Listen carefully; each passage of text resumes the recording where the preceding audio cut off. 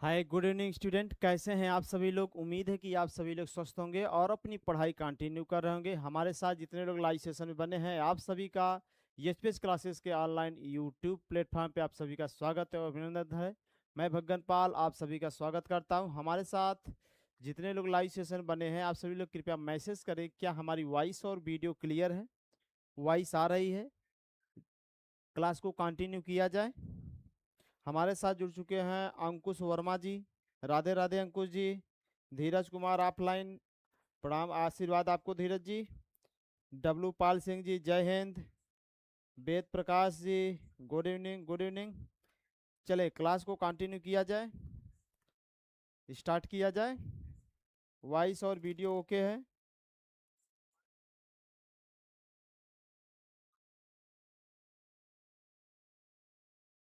Voice और video okay है? चलिए, वेद प्रकाश जी का डब्लू जी, यस सर यस सर। चलिए शुरू करते हैं। आज का हमारा जो टॉपिक है वह है अल्टरनेटर, जिसे हम एसी जनरेटर के नाम से भी हम जानते हैं।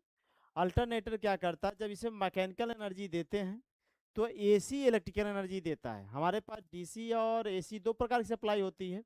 डीसी से तो हमको इलेक्ट्रिकल मतलब डीसी एनर्जी मिलती है मैकेनिकल देने पर, लेकिन अल्टरनेटर या एसी जनरेटर जो होता है जिसमें मैकेनिकल एनर्जी को वह एसी इलेक्ट्रिकल एनर्जी में चेंज करता है। हाँ ओके, बहुत बढ़िया। तो हमें क्या करना है, आज अल्टरनेटर के कंस्ट्रक्शन, वर्किंग और उनके जितने फार्मूला हैं, एप्लीकेशन है, पैरेलल ऑपरेशन है, उन सब के बारे में एक एक करके हम जानेंगे। तो चलिए शुरुआत करते हैं आज का लेक्चर। तो आप सभी लोग इस सेशन को शेयर करें और सेशन को लाइक करें। अगर नए हैं तो चैनल को सब्सक्राइब जरूर करें और आते ही पहले आप लाइक कर दें, फिर उसके बाद चैनल को शेयर करें। हाँ, क्या कहना चाहते हैं आप? अंकुश वर्मा जी। सर यूपीपीसीएल की वैकेंसी आएगी कि नहीं? देखो भाई, कब से तो हो गया, 2-3 साल से तो वैकेंसी आ ही रही। जब तक आए न जाए, फॉर्म न भरना शुरू हो जाए, तब तक ये मत मानिए कि वैकेंसी आ रही है। हवा में बात नहीं है, जब वैकेंसी आएगी तो पता चलेगा, तभी हम सब उस पर डिस्कस करेंगे। पहले से क्या मतलब है? चलिए शुरुआत करते हैं। तो यहाँ पे हमारा क्या है, इसका डिफिनीशन, अल्टरनेटर क्या करता है आपका भाई? अल्टरनेटर क्या करता है? यह आपका मैकेनिकल एनर्जी को चेंज करता है।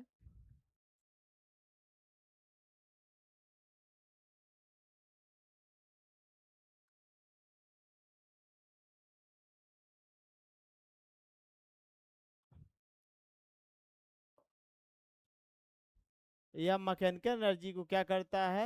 एसी इलेक्ट्रिकल एनर्जी में चेंज करता है।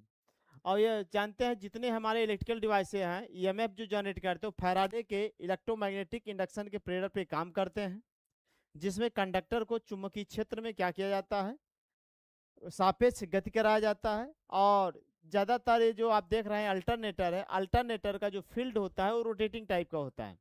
बड़े वाले अल्टरनेटरों में जो रोटर होता है वह रोटेटिंग टाइप, उसका जो फील्ड होता है वो फील्ड रोटर पे रहता है। जबकि एसी जनरेटर में फील्ड स्टेटर पे था और इसमें आपका रोटर पे रहेगा। और छोटे अल्टरनेटर है तो स्टेटर पे कर सकते हैं, लेकिन उससे मैक्सिमम वोल्टेज हम प्राप्त नहीं कर पाएंगे। ये बातें हो गई। और इसमें जो आर्मेचर होगा, इसका आर्मेचर आपका स्टेटर पे रहेगा। जो आर्मेचर होगा, आर्मेचर कहाँ पे रहेगा? स्टेटर पे। स्टेटर पे इसका आर्मेचर होता है। और जबकि डीसी में आर्मेचर कहाँ पे होता है? रोटर पे। और एसी में आर्मेचर स्टेटर पे, और फील्ड कहाँ रहेगा? रोटर पे रहेगा। ये बातें हमको पता रहना चाहिए। अब आगे चलते हैं। यह जब भी चलेगा सिंक्रोनस स्पीड से चलेगा। अब सिंक्रोनस स्पीड का फॉर्मूला क्या होता है? तो सभी को पता है कि जो सिंक्रोनस स्पीड होता है, अगर हम सब बात करें सिंक्रोनस स्पीड की, सिंक्रोनस स्पीड का अगर फॉर्मूला की बात करें तो यह होता है एन एस बराबर 120 एफ अपान क्या होता है पी। अब सिंक्रोनस स्पीड क्या होता है, जो सदैव कांस्टेंट रहे और केवल फ्रीक्वेंसी और नंबर ऑफ पोल पे डिपेंड करेगा, जो वही आपका सिंक्रोनस स्पीड होता है। तो याद रहे सिंक्रोनस स्पीड क्या होता है, आपका कांस्टेंट रहता है, वो फ्रीक्वेंसी और नंबर ऑफ पोल पर डिपेंड करता है। जहां एफ क्या है, आपका आवृत्ति है, एफ क्या है, आवृत्ति है, और पी क्या है, पोल या ध्रुव है। इसमें कितने पोल या ध्रुव हैं वो आपका बात करेगा सिंक्रोनस स्पीड। तो सिंक्रोनस स्पीड सदैव क्या रहती है, कांस्टेंट रहती है। तो चलिए अब आगे कंटिन्यू करते हैं। अब आइए जानते हैं इनका कंस्ट्रक्शन और टाइप। तो जो चूंकि ज़्यादा डीप पे नहीं जाना है, ओवरव्यू देखना है और कोई भी हमको डाटा छोड़ना नहीं है। तो ये आपका कंस्ट्रक्शन की बात करें तो इसमें भी स्टेटर और रोटर ही होते हैं। ये दो प्रकार का होता है आपका, एक सैलियन पोल टाइप और एक होता है आपका सिलिंड्रिकल पोल टाइप। तो यहाँ पे देखिए आपका ये सैलियन पोल टाइप है। सैलियन पोल टाइप की खास बात यह है कि इसमें जो पोल होंगे वो उभरे रहेंगे। इसका जो रोटर पे पोल होते हैं, रोटर पे जो पोल होते हैं, पोल उभरे रहते हैं। साइलेंट पोल टाइप में रोटर पे जो पोल होंगे वो क्या होंगे, उभरे रहेंगे। और सिलेंड्रिकल वाला बिल्कुल स्मूथ रहेगा, बिल्कुल स्मूथ रहेगा, इसमें पोल उभरा नहीं रहेगा और उसके स्लाटों में ही बाइंडिंग की जाएगी, ये याद रहे। तो इसके रोटर दो प्रकार के होते हैं, एक साइलेंट पोल टाइप और एक होता है सिलेंड्रिकल पोल टाइप। सबसे ज़्यादा स्पीड होती है सिलेंड्रिकल की, उससे कम स्पीड होती है आपकी साइलेंट की होती है। तो यहाँ पे बात करें तो इसका जो आर्मेचर होता है वो रोटेटिंग टाइप होता है। आर्मेचर कैसा होता है, रोटेटिंग टाइप का इसमें आर्मेचर पाया जाता है। आर्मेचर रोटेटिंग टाइप का किस में पाया जाएगा, छोटे अल्टरनेटर में। छोटे अल्टरनेटर में आर्मेचर रोटेटिंग टाइप का रहेगा। जितनी हमारी छोटी मशीनें हैं उसमें आर्मेचर रोटेटिंग टाइप का, ये दो प्रकार का है, एक रोटेटिंग आर्मेचर, एक रोटेटिंग फील्ड। एक रोटेटिंग आर्मेचर होता है, एक होता है रोटेटिंग फील्ड। तो रोटेटिंग फील्ड आपके जितने बड़े अल्टरनेटर हैं उसमें रोटेटिंग टाइप का फील्ड पाया जाएगा। उसमें फील्ड क्या होगा, रोटेटिंग टाइप का। इसका जैसे बड़े जितने अल्टरनेटर हैं सब आपके रोटेटिंग टाइप के फील्ड होंगे। छोटे अल्टरनेटर में आपका आर्मेचर रोटेट करेगा, बड़े अल्टरनेटर में आपका रोटेट करेगा आर्मेचर, फील्ड रोटेट करेगा, याद रहे। अब ये दो प्रकार का होता है, आपको बताया गया, एक सैलियन पोल टाइप और एक होता है सिलिंड्रिकल पोल टाइप। और जो सैलियन पोल टाइप या इसे नॉन सैलियन पोल टाइप भी कहते हैं सिलिंड्रिकल को, याद रहे जो सैलियन पोल टाइप है उसकी स्पीड कम होती है, इसलिए उसका यूज हम सब हाइड्रो पावर प्लांट में, डीजल पावर प्लांट में यूज करते हैं। हाइड्रो पावर प्लांट और डीजल पावर प्लांट के लिए यूज करा था, जिसमें जनरेटर को चलाया जाता है तो पानी से चलाया जाएगा तो हाइड्रो हो जाएगा प्राइम मूवर। अगर हम चला रहे हैं मान लीजिए डीजल चला रहे हैं तो डीजल यहाँ प्राइम मूवर हो जाएगा। जो जनरेटर को चलाता है उसी को प्राइम मूवर कहते हैं। हम पानी के द्वारा चलाएंगे तो टरबाइन के द्वारा चलाएंगे तो आपका हाइड्रो जनरेटर कहलाएगा प्लांट के लिए जनरेटर। और जिसमें डीजल के द्वारा चलाएंगे तो आपका डीजल होगा। तो डीजल जो प्राइम मूवर है और जो हाइड्रो पावर है, मतलब जो टरबाइन है हाइड्रो वाली, उसकी स्पीड कम होती है। इसलिए आपका सैलियन पोल टाइप हाइड्रो के लिए, डीजल के लिए यूज किया जाता है, जिसकी स्पीड क्या रहती है, कम रहती है। और जो नॉन सैलियन और सिलेंड्रिकल है, जहाँ पे प्राइम मूवर की स्पीड ज़्यादा होगी, जैसे आपका थर्मल पावर प्लांट हो गया, आपका न्यूक्लियर पावर प्लांट हो गया, इसमें स्पीड, गैस पावर प्लांट हो गया, इसमें क्या होता है प्राइम मूवर की स्पीड ज़्यादा होती है, उसमें हम सब यूज करेंगे। तो इसमें नंबर ऑफ पोल आपके 2 से 4 होते हैं। इसकी स्पीड क्या होती है, हाई होती है। और ये steam, gas turbine, turbo alternator में यूज किया जाता है। अब एक एक करके उन दोनों को हम देखेंगे पहले। तो अब बात करेंगे यहाँ पे सिलिंड्रिकल पोल टाइप अल्टरनेटर। आप देख रहे हैं यहाँ पे सिलिंड्रिकल पोल टाइप अल्टरनेटर दिख रहा है, जिसका फील्ड क्या रहेगा, सिलिंड्रिकल रहेगा। इसका जो फील्ड है आपका सिलिंड्रिकल के आकार का रहेगा। अब इसकी खास बातें जान लें। सिलिंड्रिकल की स्पीड हाई होती है, इसकी स्पीड क्या होगी, हाई होगी। और इसकी पहले हम डाया की बात कर लें। इसका जो डाया होता है, व्यास होता है, अगर इसके व्यास की बात करें तो इसका जो व्यास होता है, इसका जो व्यास होता है वो याद रहे, ये आपको याद रहना चाहिए। व्यास उसका 0.5 से लेके आपका 1.5 मीटर तक इसका व्यास होता है। अगर इसकी अक्षीय लंबाई की बात करें, एक्सियल लेंथ की बात करें, तो इसकी जो अच्छी लंबाई होती है, इसकी जो अक्षीय लंबाई होती है, ये यहाँ से लेके आपका ये यहाँ तक, जो इसकी अच्छी लंबाई होती है, कहाँ जा रहे भाई, अगर इनकी हम अक्षीय लंबाई की बात करें, आपका यहाँ से लेके ये जो होता है 3 मीटर से लेके 6 मीटर तक होता है, ये अक्षीय लंबाई है। यही इसकी क्या है, अक्षीय लंबाई है। जो अक्षीय लंबाई है वो 3 मीटर से लेके 6 मीटर तक होता है, 3 मीटर से 6 मीटर होता है, अर्थात इसका एक्सियल लेंथ ज़्यादा होता है और इसका जो व्यास होता है 0.5 से 1.5 मीटर होता है। और जो नंबर ऑफ पोल की अगर बात कर लें, तो इसमें जो नंबर ऑफ पोल होते हैं वो कम होते हैं, 2 से 4 पोल होते हैं इसमें। और इसकी जो स्पीड होती है कम होती है, नहीं सॉरी, इसकी स्पीड जो होगी, सॉरी इसकी स्पीड कम नहीं होती है, इसकी स्पीड कम नहीं होती भाई, पोल कम है तो इसकी स्पीड क्या होगी, ज़्यादा होगी। 2 या 4 होते हैं पोल, तो इसकी स्पीड जो होती है 1500 आरपीएम से लेके, तो याद है इसकी जो स्पीड होगी हाई होती है, ये 1500 से लेके 3000 आरपीएम तक इसकी स्पीड होती है, 1500 लेके 3000 आरपीएम तक इसकी स्पीड होती है। इसमें नंबर ऑफ पोल 2 से 4 होते हैं, ये आपको याद रहे। इसे हम सिलेंड्रिकल और नॉन साइलेंट पोल टाइप भी कहते हैं।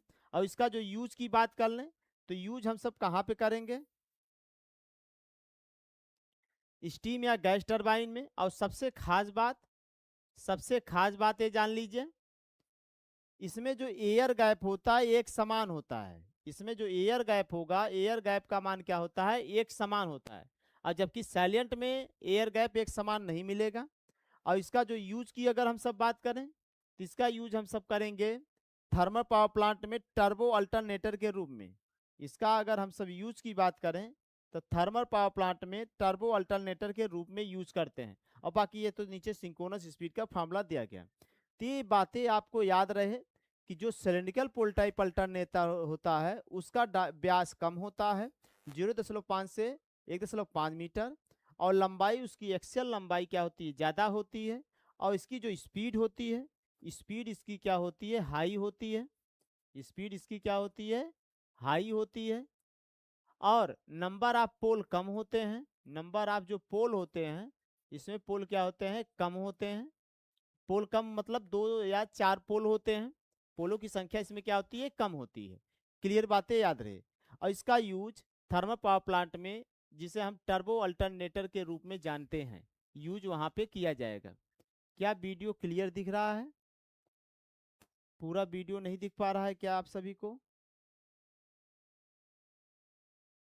चलिए आगे बढ़ा जाए। आप सभी लोग, जो लोग नए लोग लाइव सेशन बन रहे हैं उस सेशन को शेयर करते जाएं। और जो लोग हमारे पुराने स्टूडेंट हैं, जो लोग डेली क्लास में जुड़ते हैं, आते ही पहले आप चैनल को लाइक करें, अगर नए हैं तो चैनल को सब्सक्राइब जरूर करें। चलें शुरुआत करें। अब चलते हैं आगे, साइलेंट पोल टाइप अल्टरनेटर की बात करते हैं। ये देखिए आपका साइलेंट पोल टाइप अल्टरनेटर है, जिसमें पोल उभरा हुआ रहेगा, जिसमें आपका पोल क्या है, उभरा है। इसमें आपका ये पोल जो दिख रहा है यहाँ पे, ये पोल उभरा हुआ पोल है। ये क्या है, आपका उभरा पोल है।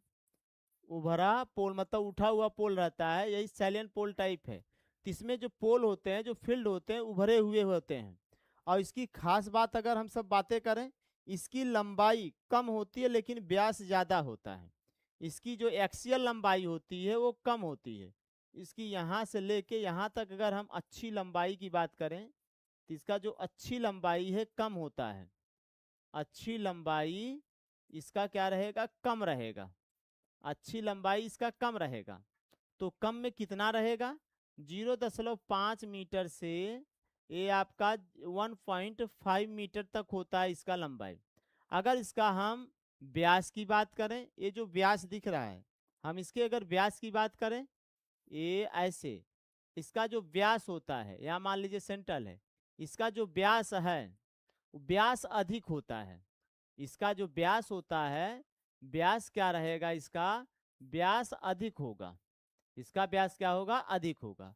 अब यहाँ पे हम सब बात कर लें कितना व्यास हो सकता है। कितना नहीं हो सकता है। देखिए अगर इसके व्यास की हम सब बात करें, इसका जो व्यास होता है, दूसरा कलर लेते हैं, इसका जो व्यास होता है कितना रहेगा, याद रहे इसका जो व्यास होता है ज्यादा होता है, 3 मीटर 3 मीटर टू 6 मीटर होता है। अगर इसकी अच्छी लंबाई की बात करें, एक्सियल लेंथ की बात करें, तो इसकी जो अच्छी लंबाई होती है वह कम होती है। अच्छी लंबाई क्या होगी, कम होगी।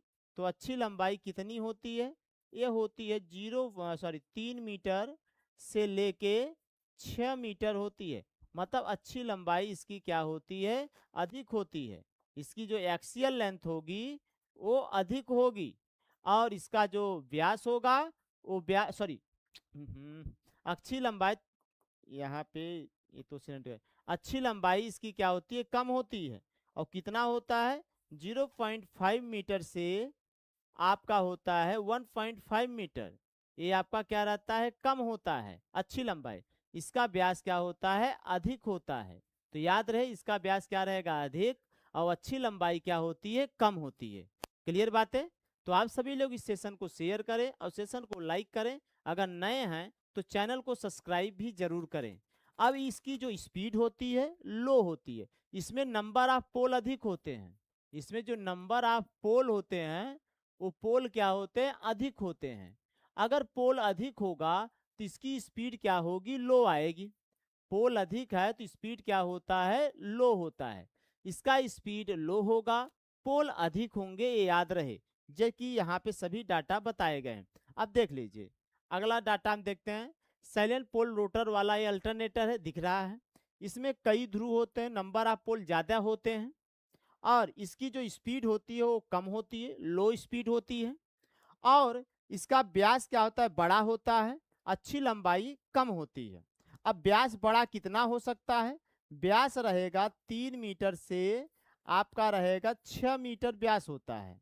और अच्छी लंबाई कितनी होती है, 0.5 मीटर से आपका रहेगा 1.5 मीटर रहेगा।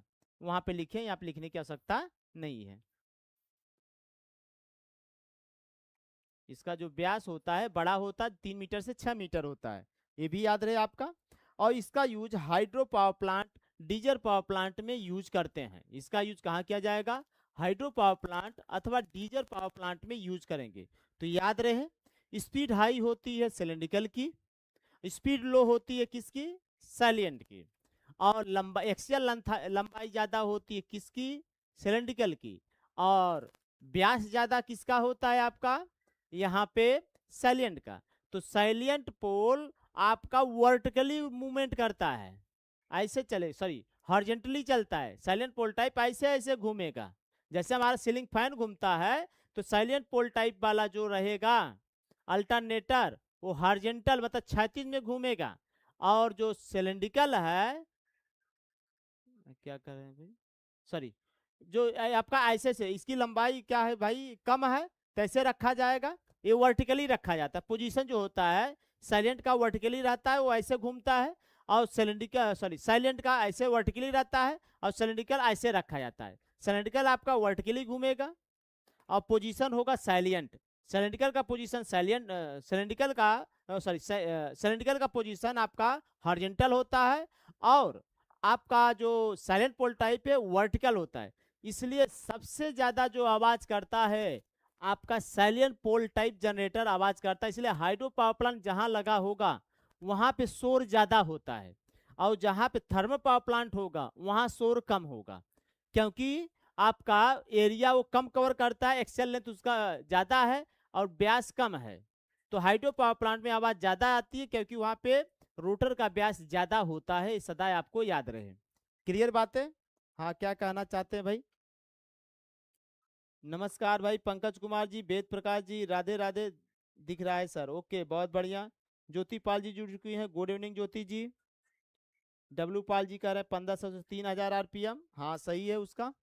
और इसका स्पीड ये भी याद रहे, ये दे दिया है भाई, इसका स्पीड लो होता है 150 से 750 आरपीएम होता है।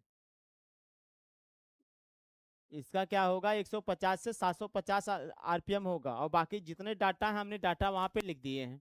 और जो डाटा इसमें दिए हैं वो डाटा नहीं लिखे हैं, और बाकी सब डाटा हमने क्या किया है, लिख दिया है। चले आगे बढ़ा जाए। चलिए आप सभी लोग इस सेशन को शेयर करें, सेशन को लाइक करें, अगर नए हैं तो चैनल को सब्सक्राइब जरूर करें। अदर अल्टरनेटरों की बात, इसका भी कंस्ट्रक्शन जान लेते हैं, बनावट जान लेते हैं। ये भी स्टेटर और रोटर से मिलकर बना होता है। इसका जो स्टेटर होता है वह लैमिनेटेड कोर का बना होता है। भाई जो स्टेटर है वो लैमिनेटेड कोर सिलिकॉन स्टील का बना होगा, सिलिकॉन स्टील। और इसका काम क्या होता है, फ्लक्स पाथ प्रदान करता है। जो स्टेटर कोर है वो क्या करता है, फ्लक्स पाथ प्रदान करता है। आर्मेचर बाइंडिंग कापर को होगी जिसमें ईएमएफ उत्पन्न होगा। रोटर इसका स्टील फोर्जिट या लैमिनेटेड स्टील का होता है और ये घूमकर चुंबकीय क्षेत्र बनाता है।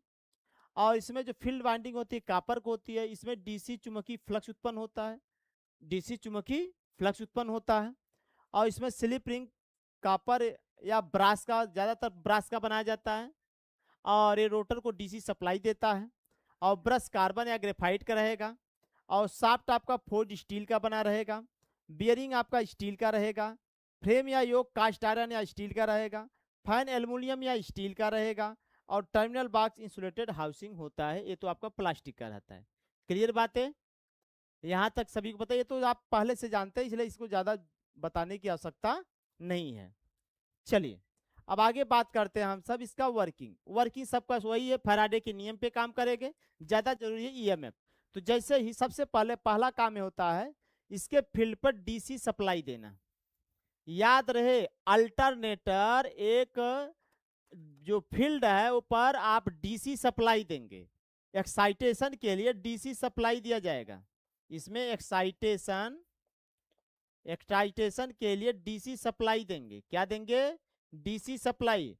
और डीसी सप्लाई किसके द्वारा देंगे, डीसी सप्लाई किससे देते हैं, DC supply shunt DC generator से देते हैं। DC supply shunt DC generator के द्वारा दिया जाएगा। अल्टरनेटर के फील्ड को जो बनाते हैं नॉर्थ पोल साउथ पोल, उसी को बोलते हैं एक्साइटेशन करना। और एक्साइटेशन के लिए डीसी सप्लाई देते हैं। और डीसी सप्लाई के लिए कौन सा जनरेटर यूज करते हैं, डीसी शंट जनरेटर यूज किया जाता है। कौन सा जनरेटर यूज किया जाएगा, डीसी शंट जनरेटर। तो एक्साइटेशन के लिए डीसी शंट जनरेटर हम सब यूज करते हैं। याद रहे क्वेश्चन एग्जाम में आता है कि एक्साइटेशन के लिए कौन सा जनरेटर यूज करते हैं अल्टरनेटर के लिए, तो डीसी शंट जनरेटर यूज करते हैं। तो ये सब बातें हैं। और सब इसके जो ईएमएफ का मान है, ईएमएफ कैसे उत्पन्न होगा, जैसे इस पे एक्साइटेशन देंगे तो ये क्या करेगा, प्राइम मूवर के द्वारा इसके शाफ्ट को फील्ड को ऐसे घुमाएंगे। प्राइम मूवर से जब घुमाएंगे तो वो आर्मेचर के कंडक्टर को काटेगा। तो फैराडे के नियमानुसार उसमें आर्मेचर के कंडक्टर में क्या उत्पन्न होंगे, ईएमएफ होंगे। और उसके ईएमएफ का मान कितना होगा, ये सबसे ज्यादा जरूरी है। तो इसमें ईएमएफ का मान होता है 4.44 आपका KC/KD/φ/t। अब KC/KD क्या है, इन सब के बारे में भी जानना है। इसका सबसे ज्यादा जरूरी है ये ईएमएफ का इक्वेशन। अब देखिए यहाँ पे इसमें जो ईएमएफ आएगा पर फेज का, यही ईएमएफ है, किसका है, पर फेज का ईएमएफ। तो पर फेज का ईएमएफ होगा 4.44 KC/KD/φ/t। अब देखिए हम यहाँ पे अल्टरनेटर में कंसंट्रेट बाइंडिंग नहीं करते हैं, डिस्ट्रीब्यूटेड बाइंडिंग करते हैं। कंसंट्रेट बाइंडिंग में हार्मोनिक्स ज्यादा उत्पन्न होता है, डिस्ट्रीब्यूटेड बाइंडिंग में हार्मोनिक्स कम उत्पन्न होता है। और हार्मोनिक्स उत्पन्न होने से साइनोसॉइडल हमको करंट नहीं मिलती है। हार्मोनिक्स क्या होता है कि फ्रीक्वेंसी का बढ़ जाना, कई गुना बढ़ जाना, 3 गुना 5 गुना 7 गुना जो फ्रीक्वेंसी का बढ़ना है वही हार्मोनिक्स होता है। ये घटना ज्यादातर कंसंट्रेट बाइंडिंग में होता है। जब बाइंडिंग को फैला के डिस्ट्रीब्यूट करके करते हैं तो हार्मोनिक कुछ हद तक कम हो जाता है। और हार्मोनिक कम करना है तो हम शॉर्ट पिच बाइंडिंग का प्रयोग करते हैं। अब आगे शॉर्ट पिच बाइंडिंग क्या है और डिस्ट्रीब्यूटेड बाइंडिंग क्या है उसके बारे में भी जानेंगे। अब यहाँ पे सबसे पहले हम देख लेते हैं। तो यहाँ पे जो केसी और केडी है उसके बारे में भी जानेंगे। केसी को कहते हैं क्वाइल पिच फैक्टर, क्या नाम देंगे, क्वाइल पिच फैक्टर। केडी को कहेंगे डिस्ट्रीब्यूशन फैक्टर या वितरण गुणांक। और टी क्या है, श्रेणी में चालक टर्न है, टर्नों की संख्या है। और फाई आपका क्या फ्लक्स है, एफ क्या है आवृत्ति है। प्रति फेज आपका ईएमएफ ई है, एफ आवृत्ति है, फाई प्रति पोल का कितना फ्लक्स है वो आपका है। अब यहाँ पे याद रहे तो ये इंडक्शन के ही प्रिंसिपल पे काम करेगा। एक्साइटेशन के लिए डीसी जनरेटर यूज करेंगे और ईएमएफ का मान होता है 4.44। आपका केसी केडी फाई एफ टी होता है, जहाँ केसी पिच फैक्टर है और केडी डिस्ट्रीब्यूशन फैक्टर है। अब ये कैसे आते हैं इनके बारे में, और इसका जो रियल ईएमएफ है, डिस्ट्रीब्यूटेड बाइंडिंग करने पे ईएमएफ का मान कम हो जाता है, शॉर्ट पिच बाइंडिंग करने पे ईएमएफ का मान कम हो जाता है। सुधार सबसे अच्छा होता है हार्मोनिक्स में, आपको प्योर साइनोसॉइडल की तरफ बढ़ता है, साइनोसॉइडल आपको वोल्टेज मिलेगा जो कि जिसमें लॉसेस कम से कम होते हैं। चले आगे बढ़ें, अब ध्यान से समझिए। अब हमको जानना है पहले फुल पिच क्या होता है और आपका शॉर्ट पिच क्या होता है, लॉन्ग पिच क्या होता है, उनके बारे में पहले जान लेते हैं। अब देखिए जैसे आपका ये कोर है, ये कोर दिख रहा है। अब मान ले रहे हैं यहाँ पे कहाँ गए, इधर दिखाते हैं, इधर रुके रहो जी, यहाँ पे इधर हम मान ले रहे हैं नॉर्थ पोल है और इधर हम मान ले रहे हैं साउथ पोल है। ऐसे इधर north pole south pole, north pole और साउथ पोल के सेंट्रल्स के बीच जो गैप है, जो गैप होगा वही पोल पिच कहलाएगा।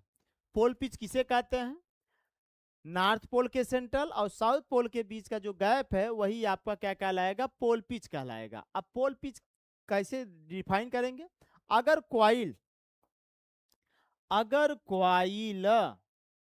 आपका स्टार्ट हो एक नॉर्थ पोल से और खत्म हो क्वाइल जाके कहां पे, खत्म हो क्वाइल जाके आपका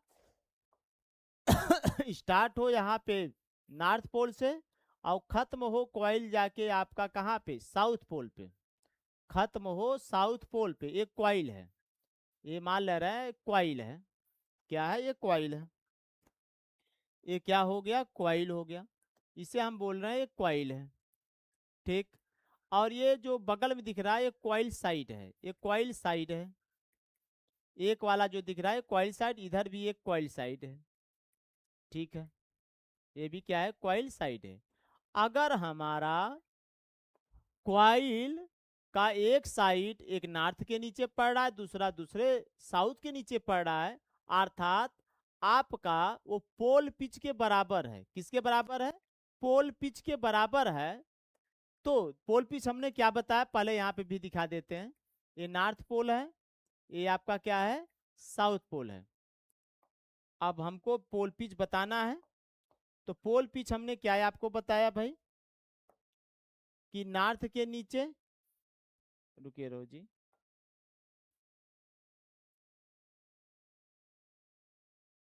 नॉर्थ पोल और साउथ पोल के बीच का जो गैप है उसी गैप का नाम क्या है, पोल पिच है। ये जो बीच में गैप है इसी गैप का नाम क्या है, पोल पिच है, पोल पिच है। अब पोल पिच 180 अंश के बराबर होता है, 180 अंश के क्या होता है, बराबर होता है। पोल पिच 180 अंश के बराबर होता है, पोल पिच क्या होगा, 180 अंश के बराबर होगा। अगर क्वाइल पोल पिच के बराबर है तो उसे हम बोलेंगे फुल पिच क्वाइल। अगर क्वाइल का दोनों साइड पोल पिच के बराबर है तो उसे बोलेंगे फुल पिच क्वाइल। अगर क्वाइल आपका एक स्लॉट कम हो जाए, मान ले रहे हैं यहां से अल्फा स्लॉट कम हो गया, यहां से मान ले रहे हैं अल्फा एंगल है आपका कम होगा, स्टार्ट तो यहां से हुआ है, यहाँ पे थोड़ा डायग्राम में डिफेक्ट है तो उसको सही कर दे रहे हैं। देखिए तो ये आपका यहाँ तक आया, अब एक स्लॉट एक कम हो गया, एक स्लॉट कम होगा तो मतलब कुछ एंगल घट गया, एक स्लॉट कम हुआ तो मतलब कुछ एंगल क्या हो गया, घट गया, अल्फा डिग्री घट गया, तो क्वाइल कम लगेगा, क्वाइल आपका आप ज्यादा दूर तक नहीं, कम ही क्वाइल लगेगा, तो उसे बोलेंगे हम शॉर्ट पिच क्वाइल बोलेंगे। अगर आपके क्वाइल पिच का मान, क्वाइल पिच मतलब क्वाइल के दोनों साइडों के बीच का जो गैप है उसे हम बोलते हैं क्वाइल पिच। क्या बोलेंगे, क्वाइल पिच बोलेंगे। क्वाइल के दो साइडों के बीच का जो गैप है वो आपका कहलाएगा क्वाइल पिच, दो पोलों के बीच का जो गैप है वो कहलाएगा आपका पोल पिच। अगर आपका क्वाइल पिच, ये जो क्वाइल पिच है ये आपका क्या है, ये क्वाइल पिच है, अगर क्वाइल पिच पोल पिच से कम हो गया, ये क्या है ऊपर भाई, पोल पिच, क्वाइल अगर आपका पोल पिच से कम हो गया, पोल पिच से अगर कम हो गया तो उसे बोलेंगे शॉर्ट पिच कॉइल। अगर कॉइल पिच पोल पिच से ज्यादा हो जाएगा तो लॉन्ग पिच कॉइल कहलाएगा। अब ध्यान से सुनिए, तो शॉर्ट पिच कॉइल में एकाक स्लॉट हम या 2 स्लॉट कॉइल को पहले से ही घुमा देते हैं, तो पहले से घुमा देंगे तो उसे बोलेंगे शॉर्ट पिच कॉइल कहेंगे। क्या बोलेंगे? Short pitch. अगर हम पोल पिच से आगे बढ़ा के कर रहे हैं तो उसे बोलेंगे लॉन्ग पिच कॉइल। अगर कॉइल और पोल पिच दोनों बराबर हैं तब उसे बोलेंगे हम फुल पिच कॉइल बोला जाएगा। तो इसलिए हम ज्यादातर शॉर्ट पिच कॉइल यूज करते हैं, हार्मोनिक्स कम मिले। अब शॉर्ट पिच करेंगे तो कंडक्टर कम उसमें लगेगा, तो ईएमएफ भी आपका कम ही आता है, लेकिन हार्मोनिक्स घट कम हो जाता है और आपको प्योर साइनोसॉइडल मिलता है। क्लियर बातें याद रहे? अब देखिए ये बताया गया शॉर्ट पिच कॉइल में आपका क्या होगा। शॉर्ट पिच कॉइल में यहाँ पे दिखाया गया, शॉर्ट पिच कॉइल में आपको क्या मिलेगा? हार्मोनिक्स कम मिलेगा। हार्मोनिक्स आपको क्या मिलेगा? कम मिलेगा। हार्मोनिक्स कम मिलेगा, कापर की बचत होगी और उसका जो पिच फैक्टर होगा 1 से कम होगा, और साथ साथ कापर की बचत है तो थोड़ी सी ईएमएफ इसमें भी कम मिलेगी। थोड़ी सी ईएमएफ भी क्या मिलेगी? कम मिलेगी। अब आइए बात करते हैं कंसंट्रेटेड और डिस्ट्रीब्यूटेड बाइंडिंग की।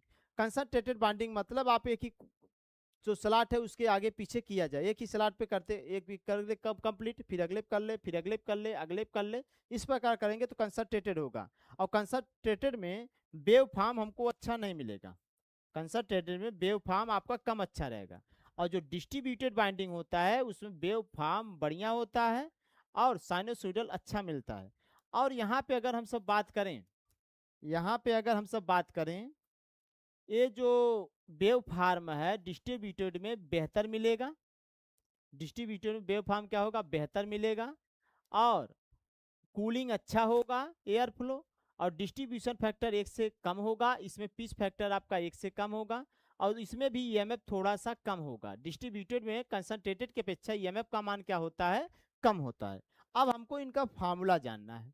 पिच फैक्टर और इतना टाइम नहीं है कि भाई डेरिवेशन किया जाए पिच फैक्टर और डिस्ट्रीब्यूशन फैक्टर। हम फार्मूले का यूज और फार्मूला का मान कितना होता है वही हम जानने का प्रयास करेंगे। अब देखिए यहाँ पे सब डाटा दिए हैं, एक बार इनको भी देख लीजिए, तो यहाँ पे फुल पिच बाइंडिंग जो होता है पोल पिच और कॉइल पिच बराबर होते हैं, इतना याद रहे। और जो पिच फैक्टर है, पिच फैक्टर का फार्मूला आपका यह है, यह होता है केसी बराबर कास अल्फा बाई 2। अल्फा क्या है? शॉर्ट पिच एंगल है। अल्फा क्या है? शॉर्ट पिच एंगल है। कितना एंगल एक कम हुआ या कितना स्लॉट कम हुआ, तो अल्फा को हम बोलेंगे शॉर्ट पिच एंगल। जहां अल्फा बराबर क्या होगा?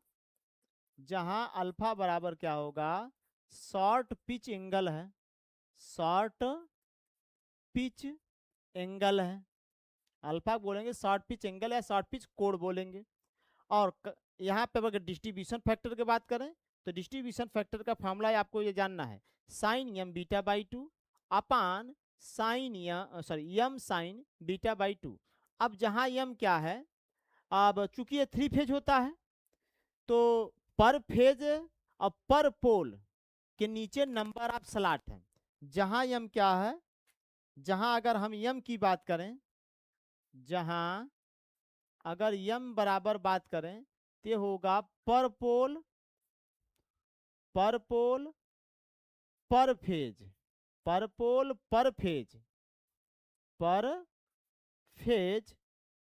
स्लॉट होता है। क्या होता है? स्लॉट।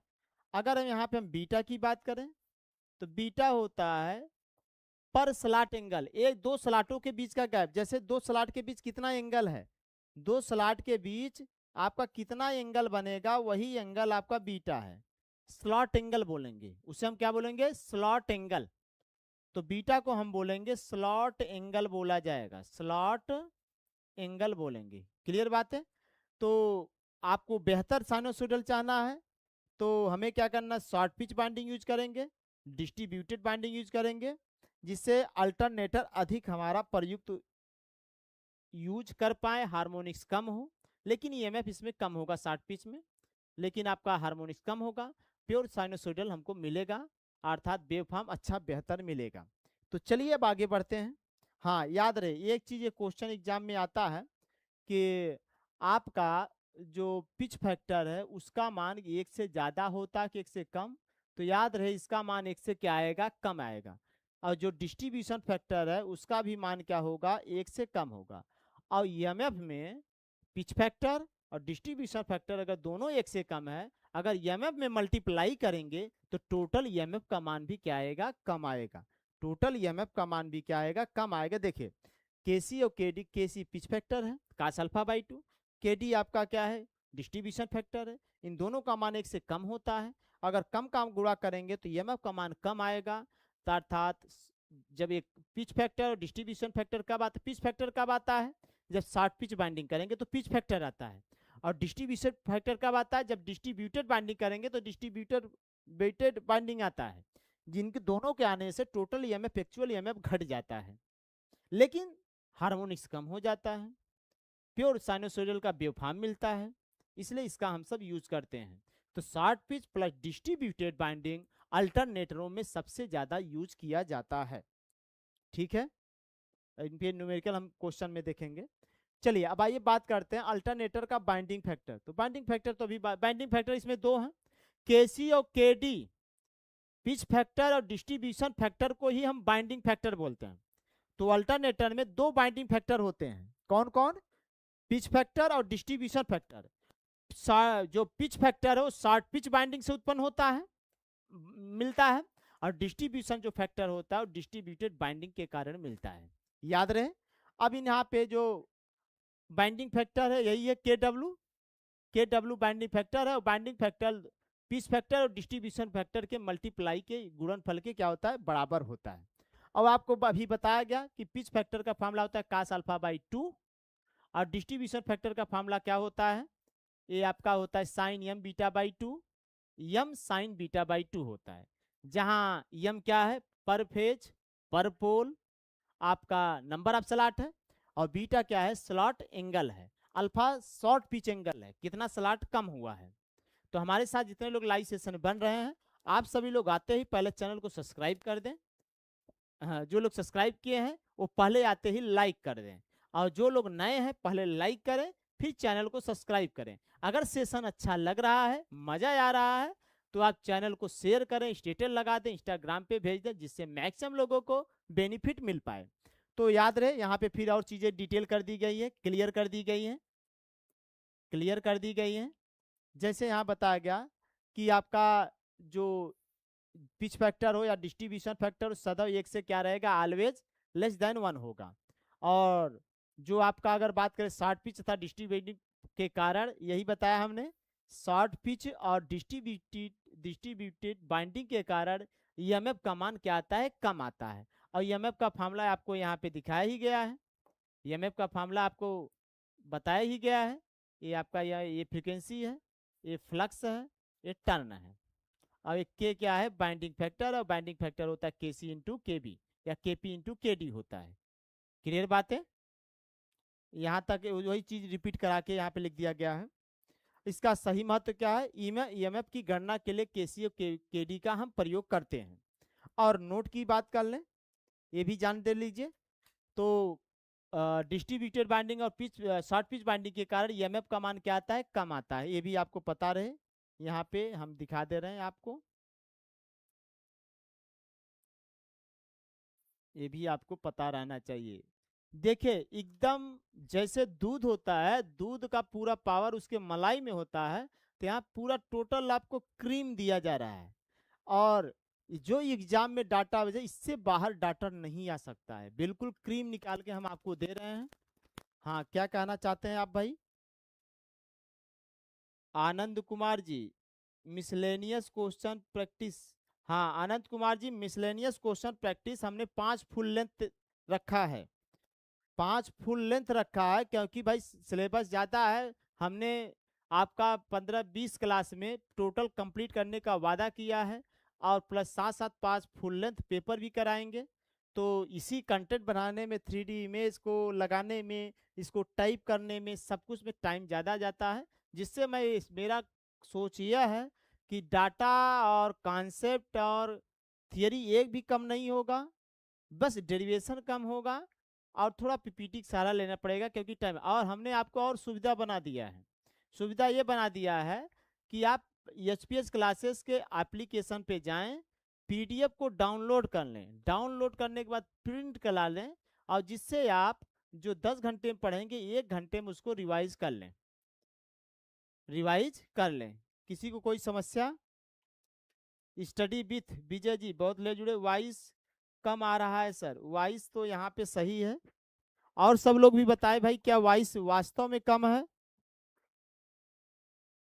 और सब भी बताएं भाई, क्या वॉइस वास्तव में कम है? आप बताइए भाई। वॉइस तो यहाँ पे हमने फुल कर दिया है, वॉइस तो यहाँ बिल्कुल फुल है, वॉइस तो यहाँ पे बिल्कुल फुल है। My voice low sir. और सब लोग बताएं भाई, और सब लोग बताएं वॉइस सही है, वॉइस सही है, ठीक। चलिए आगे बढ़ते हैं। ये तो बात हो गया। इससे न्यूमेरिकल आते हैं, के सी, के पी, के डी। के पी कब आएगा? सब शॉर्ट पिच बाइंडिंग करेंगे। के डी कब आएगा? जब डिस्ट्रीब्यूटेड बाइंडिंग करेंगे। के पी में अल्फा बाई 2 है, cos alpha by, K D में है sine, sine m beta by 2, फिर एम को अलग कर दो, फिर साइन बीटा बाई 2 हो जाएगा। हाँ, और सब लोग मैसेज करें भाई। वॉइस क्लियर है सर, वॉइस क्लियर है सर। पेडियाट्रिक, संतोष कुमार जी क्या कहना चाहते हैं? पेडियाट्रिक ये क्या है भाई? पेडियाट्रिक क्या है?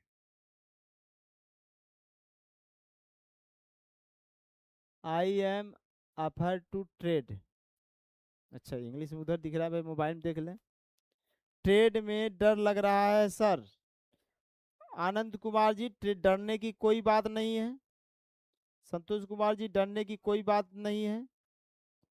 ट्रेड में पूरा कंप्लीट करा दे, यही पूरा पढ़ लीजिए। अगर आपका न फंसे तो आप कहना सर आपने जो पढ़ाया नहीं आया है, और बाकी यहाँ डाटा फिर दे दिया गया, देख लीजिए। ये यहाँ पे बता दिया गया है, ये चीज नोट कर लें भाई, यहाँ पे है। जहाँ यम क्या है? प्रतिफेज, प्रतिफेज स्लॉट की संख्या है। पर पोल पर फेज की स्लॉट की संख्या है। बीटा स्लॉट विद्युत कोण है। और अल्फा आपका क्या है? शॉर्ट पिच एंगल है। और जो अल्फा का मान होता है बीटा से कम होता है, तो केपी का मान भी 1 से कम होता है, केडी भी 1 से कम होता है, तो टोटल बाइंडिंग फैक्टर भी आपका क्या आएगा? 1 से कम ही आएगा। हाँ, क्या कहना चाहते हैं आप? कोई बात नहीं, चलिए ठीक। आइए चलते हैं, अब जानेंगे आर्मेचर रिएक्शन। आप सभी को पता है कि आर्मेचर रिएक्शन होता क्या है। आर्मेचर रिएक्शन किसे कहते हैं? आर्मेचर फ्लक्स का मेन फील्ड पर जो प्रभाव होता है, आर्मेचर फील्ड का मेन फील्ड पर जो प्रभाव होता है वो आर्मेचर रिएक्शन कहलाता है। आर्मेचर रिएक्शन किसे कहते हैं? आर्मेचर फील्ड का मेन फील्ड पर प्रभाव, आर्मेचर फील्ड का, आर्मेचर, आर्मेचर फील्ड का मेन फील्ड पर प्रभाव, मेन फील्ड पर प्रभाव, मेन फील्ड पर प्रभाव ही क्या कहलाता है? आर्मेचर रिएक्शन कहलाता है। अब एसी में आर्मेचर रिएक्शन 3 होता है, क्रॉस मैग्नेटाइजिंग, डीमैग्नेटाइजिंग, और एक होता है मैग्नेटाइजिंग आर्मेचर रिएक्शन। अब देखिए, तो यूनिटी पावर फैक्टर पे केवल आपका क्रॉस मैग्नेटाइजिंग आर्मेचर रिएक्शन होगा। यूनिटी पावर फैक्टर पे केवल क्रॉस मैग्नेटाइजिंग होगा। यूनिटी पावर फैक्टर मतलब pure resistive load. Unity power factor का मतलब pure resistive load, pure resistive load, pure resistive जो लोड है उस पर आपका पावर फैक्टर क्या कहते हैं? केवल क्रॉस मैग्नेटाइजिंग आर्मेचर रिएक्शन होगा। और जो शुद्ध लैगिंग पावर फैक्टर मतलब जीरो लैगिंग पावर फैक्टर मतलब प्योर इंडक्टिव लोड, अगर प्योर इंडक्टिव लोड है, प्योर क्या है? इंडक्टिव लोड है, प्योर इंडक्टिव लोड है, प्योर इंडक्टिव लोड है, प्योर इंडक्टिव लोड है, प्योर इंडक्टिव लोड है, तब तो आपका क्या होगा, यहाँ पे डीमैग्नेटाइजिंग आर्मेचर रिएक्शन होगा। क्या होगा, डीमैग्नेटाइजिंग आर्मेचर रिएक्शन होगा। अगर जीरो लीडिंग पावर फैक्टर है, मतलब प्योर कैपेसिटिव लोड है, pure capacitive load, pure capacitive load है, प्योर कैपेसिटिव अगर लोड है, तो आपका यहाँ पे होगा मैग्नेटाइजिंग आर्मेचर रिएक्शन। तो अल्टरनेटर में यही तीनों क्वेश्चन बनता है, याद रहे। यूनिटी पावर फैक्टर पे magnetizing, cross magnetizing. Unity power factor पे क्या रहेगा, क्रॉस मैग्नेटाइजिंग। और आपका लैगिंग पावर फैक्टर पे क्या रहेगा, डीमैग्नेटाइजिंग। प्योर जो हमारा इंडक्टिव लोड है। और यहाँ पे अगर बात करें जीरो लीडिंग पावर फैक्टर पे, आपका क्या होगा, यहाँ पे मैग्नेटाइजिंग आर्मेचर रिएक्शन होगा। अगर जीरो ना होके केवल लैगिंग पावर फैक्टर है, केवल लीडिंग पावर फैक्टर है, तो उस पर क्या होगा, उसके बारे में भी हम देख लेते हैं। अब एक चीज पहले ध्यान से समझें। देखिए, आपको बताया गया, पहला क्या बताया गया, किस पर बताया गया, प्योर रेजिस्टिव, प्योर रेजिस्टिव बताया गया, प्योर रेजिस्टिव पे बताया गया। दूसरा क्या बताया गया है आपको भाई, दूसरा क्या बताया गया है आपको, प्योर इंडक्टिव बताया गया, प्योर इंडक्टिव बताया गया, प्योर इंडक्टिव बताया गया। तीसरा क्या बताया गया है आपको, प्योर कैपेसिटिव बताया गया, प्योर कैपेसिटिव बताया गया, कैपेसिटिव बताया गया, लोड पर बताया गया। अब ध्यान से पहले समझिए। अब देखो भाई, फेजर के द्वारा अगर समझेंगे तो हमें जल्दी आएगा। आपको पता है, ये मान ले रहे हैं फ्लक्स दिखा रहे हैं,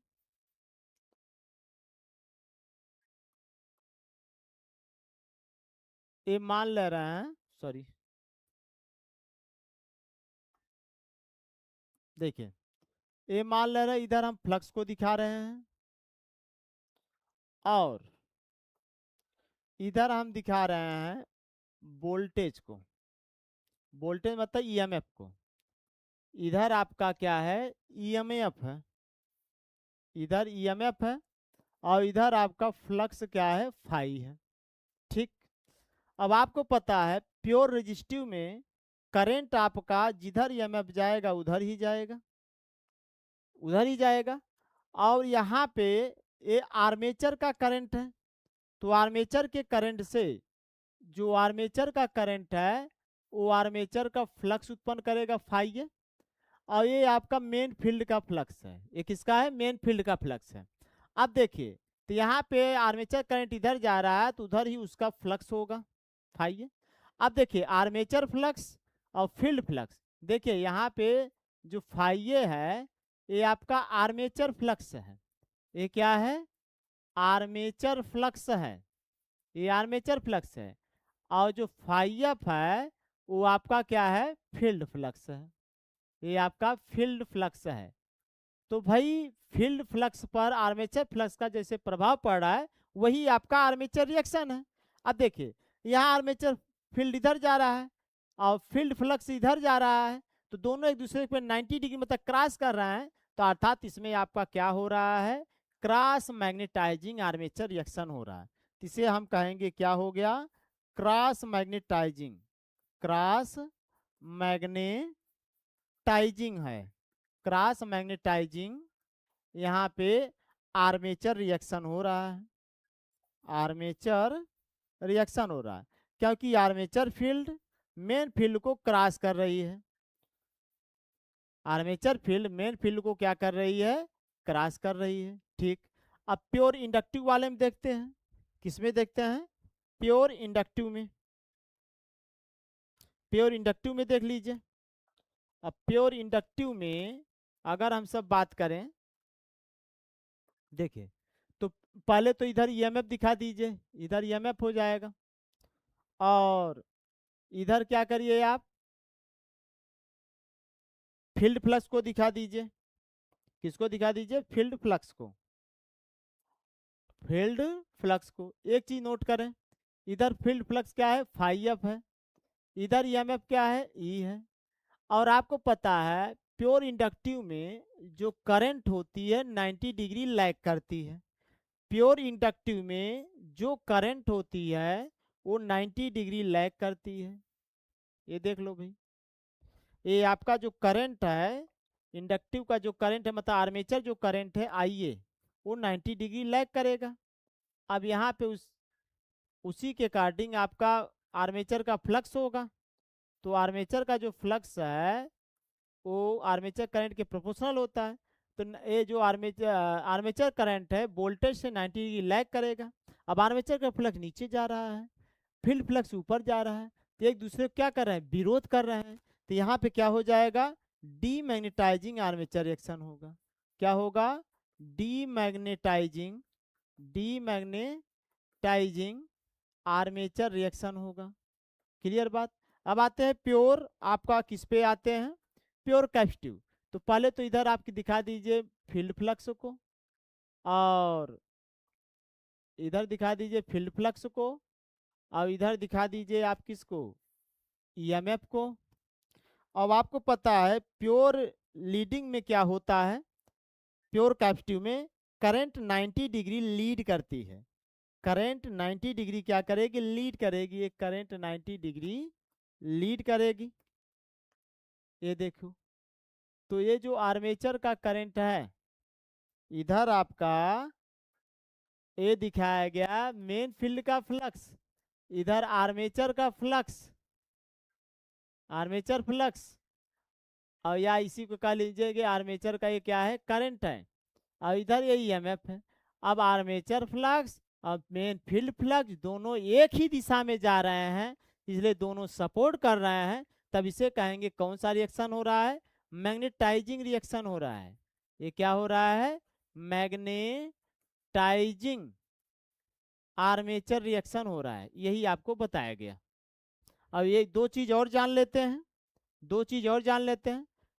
और दो चीज है क्या, एक होता है लीडिंग पावर फैक्टर या लैगिंग पावर फैक्टर।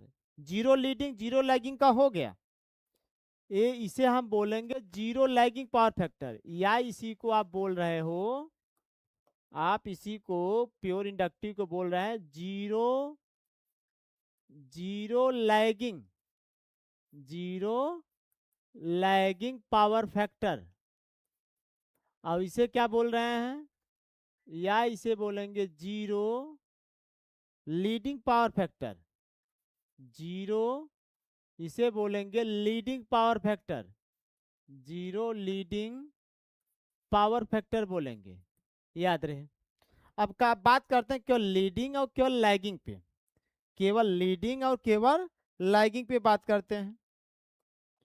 तो चौथा है आपका, चौथा है लैगिंग पावर फैक्टर पर, ना तो प्योर लीडिंग है ना तो प्योर लैगिंग है, केवल लैगिंग की बात कर रहे हैं। लैगिंग पावर फैक्टर पर, लैगिंग पावर फैक्टर पे बात करने जा रहे हैं। अब लैगिंग पावर फैक्टर पे बात करने का मतलब, इधर आप पहले फ्लक्स दिखा दें, इधर आप ईएमएफ दिखा दें, ठीक। इधर तो आपका हो गया ईएमएफ, इधर हो गया फील्ड का फ्लक्स। और लैगिंग में क्या होता है, करंट लैग करता है, तो करंट को लैग करके दिखा दीजिए, करंट को लैग करके दिखा दीजिए। देखिए वोल्टेज से करंट क्या हुआ, लैग कर गया। यही आर्मेचर का करंट है जिसे हम दिखा रहे हैं आईए से, और उसी समानुपाती फ्लक्स क्या है, फाई है। अब इसको दो भागों में डिवाइड कर सकते हैं, एक भाग इसका इधर जाएगा, इसको दो भागों में डिवाइड करेंगे तो एक भाग इसका क्या हो जाएगा, इधर आएगा। ये जो मेन फील्ड है, मेन फील्ड के क्या कर रहा है, अपोजिट जा रहा है। अब एक जाएगा आपका इधर जाएगा, दो भागों में डिवाइड करेंगे तो ये आपका हो जाएगा आर्मेचर फ्लक्स क्रॉस करेगा। तो देखिए मेन फील्ड का एक अपोजिट कर रहा है और एक मेन फील्ड को क्रॉस कर रहा है। जब लैगिंग पावर फैक्टर होगा तो दो आर्मेचर रिएक्शन होगा, डीमैग्नेटाइजिंग और क्रॉस मैग्नेटाइजिंग। तो इसमें आपका पहला होगा क्या, डीमैग्नेटाइजिंग, डीमैग्नेटाइजिंग आर्मेचर रिएक्शन होगा। और क्या होगा दूसरा, क्रॉस मैग्नेटाइजिंग होगा, क्रॉस मैग्नेटाइजिंग होगा, क्रॉस मैग्नेटाइजिंग आर्मेचर रिएक्शन होगा। जब केवल लैगिंग पावर फैक्टर कहेगा तो डी और क्रॉस दोनों आर्मेचर रिएक्शन होगा। अब बात करते हैं पांचवा है आपका, पांचवा जो है वह है लीडिंग पावर फैक्टर पे, जीरो नहीं केवल लीडिंग, लीडिंग पावर फैक्टर पर, लीडिंग पावर फैक्टर पे बात करेंगे। तो लीडिंग पावर फैक्टर पे बात कर लेते हैं। अब देखिए तो यहाँ पे सबसे पहले आप दिखा दीजिए आर्मेचर फ्लक्स, मेन फील्ड के फ्लक्स को, मेन फील्ड के फ्लक्स को दिखा दीजिए। ठीक, आगे फिर इधर ईएमएफ को दिखा दीजिए और आगे। अब आर्मे फील्ड प्योर 90 डिग्री लीड नहीं करेगा, केवल क्या करेगा, कुछ एंगल पे लीड करेगा, कुछ एंगल पे करंट अब क्या करेगा, लीड करेगा। यही हो गया आर्मेचर करंट। इधर आपका हो गया ईएमएफ, ये ईएमएफ है, ये आपका आर्मेचर फ्लक्स फाई ए समानुपाती आपका आई ए, इधर मेन फील्ड फ्लक्स फाई है। अब इसको दो भागों में तोड़ देंगे, एक इधर एक इधर। तो इधर वाला जो भाग चला जाएगा ये आर्मेचर का मैग्नेटाइजिंग हो जाएगा, सपोर्ट कर रहा है, ये क्रॉस कर रहा है मेन फील्ड का, तो ये आपका हो जाएगा आर्मेचर का क्रॉस फील्ड।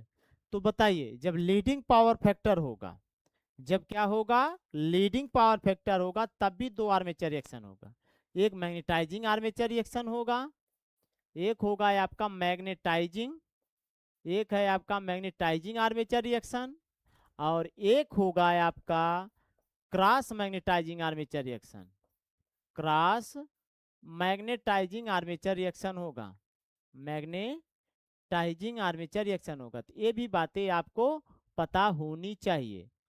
तीन तो पता है, यूनिटी पर केवल क्या होगा, क्रॉस होगा, प्योर लैगिंग पे डीमैग्नेटाइजिंग, प्योर लीडिंग पे आपका मैग्नेटाइजिंग, केवल लैगिंग पे क्रॉस और डी होगा, केवल लीडिंग पे आपका मैग्नेटाइजिंग और क्रॉस मैग्नेटाइजिंग आर्मेचर रिएक्शन होगा।